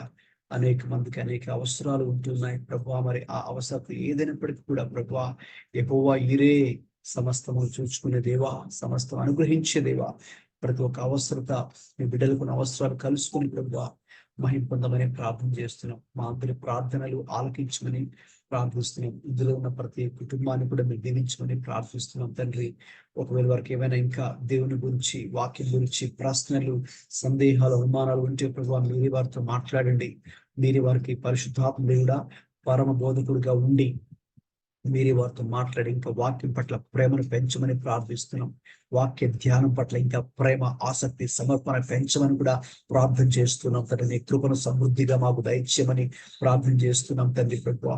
అలాగే తండ్రి ఆయా మా సంఘాలను ప్రభువా, మా బంధుమిత్రాదులను ఇంకా రక్షణ పొందిన వారి వరకు మా యొక్క తండ్రి ప్రాంతము, మా యొక్క రాష్ట్రము, మా దేశ ప్రజల రక్షణ గురించి కూడా ప్రార్థన చేస్తున్నాం. మీరే దర్శించండి, సహాయం దయచేయండి. ఇక్కడున్న ప్రార్థన అవసరాలన్నీ కూడా మీ ముందే పెడుతున్నాం తండ్రి. మీరే దర్శించి సహాయం దయచేయమని ప్రార్థన చేస్తున్నాం. అలాగే ఈరోజు అయ్యా మరి యొక్క బైబిల్ స్టడీలో పాల్గొనడం ద్వారా మా అందరికీ అయ్యా మరి మేము పొందుకోవాల్సిన ఆత్మీయ ఆశీర్వాదాన్ని తండ్రి మేమందరూ పొందుకొని మేము కేవలం వాక్యాన్ని విని అలాగే మర్చిపోయేగా కాకుండా ప్రభువా దయచేసి అందరూ కూడా వాక్యాన్ని గుర్తుంచుకోవడానికి కావాల్సిన కృప దయచేయండి. తర్వాత మేము ఈ యొక్క వాక్యాన్ని నెమరు వేసుకోవడానికి, ధ్యానించడానికి కూడా కృపను చూపించండి. మీ వాక్యం పట్ల ప్రేమను, ఆసక్తిని, భారాన్ని ఇంకా అధికం చేసి నడిపించి తద్వారా వాక్యమైన దేవుడితో మా సంబంధం మరింత బలపడినట్లు ప్రభువా మీరే మాకు కృపను, సహాయం అనుగ్రహించమని వచ్చే గురువారం మళ్ళీ మేము ప్రభువా ఆన్లైన్లో ఈ యొక్క వాక్యం ధ్యానించుకోబోయే పర్యంతరము మీ భద్రత, కాపుదల, తోడు, సహవాసము మా అందరికీ తోడుగా ఉంచి నడిపించమని మా ప్రార్థన ఆలకించినందుకై వందనాలు, స్తోత్రాలు చెల్లించుకుంటూ యేసుక్రీస్తు ప్రభువారి పరిశుద్ధ నామములో ప్రార్థిస్తున్నాం తండ్రి. ఆమేన్. ఇప్పుడు మన తండ్రి అయిన దేవుని ప్రేమను, మన ప్రభువైన యేసుక్రీస్తు కృపను, పరిశుద్ధాత్మ దేవుని తోడు సహవాసం మనందరికీ, ఈ గ్రూప్ లో జాయిన్ అయిన ప్రతి ఒక్కరికి, ప్రతి కుటుంబానికి, సార్వత్రిక సంఘానికి ప్రేమకు సదాకాలం తోడై ఉండి నడిపించును గాక. ఆమేన్. ఆమేన్. అందరికీ ప్రైజ్ లార్డ్ అండి. వందనాలు. God bless you all. వచ్చే వారము అందరు కూడా మళ్ళీ ఆన్లైన్ లో మరి కలిసి విన్నాం. God bless you.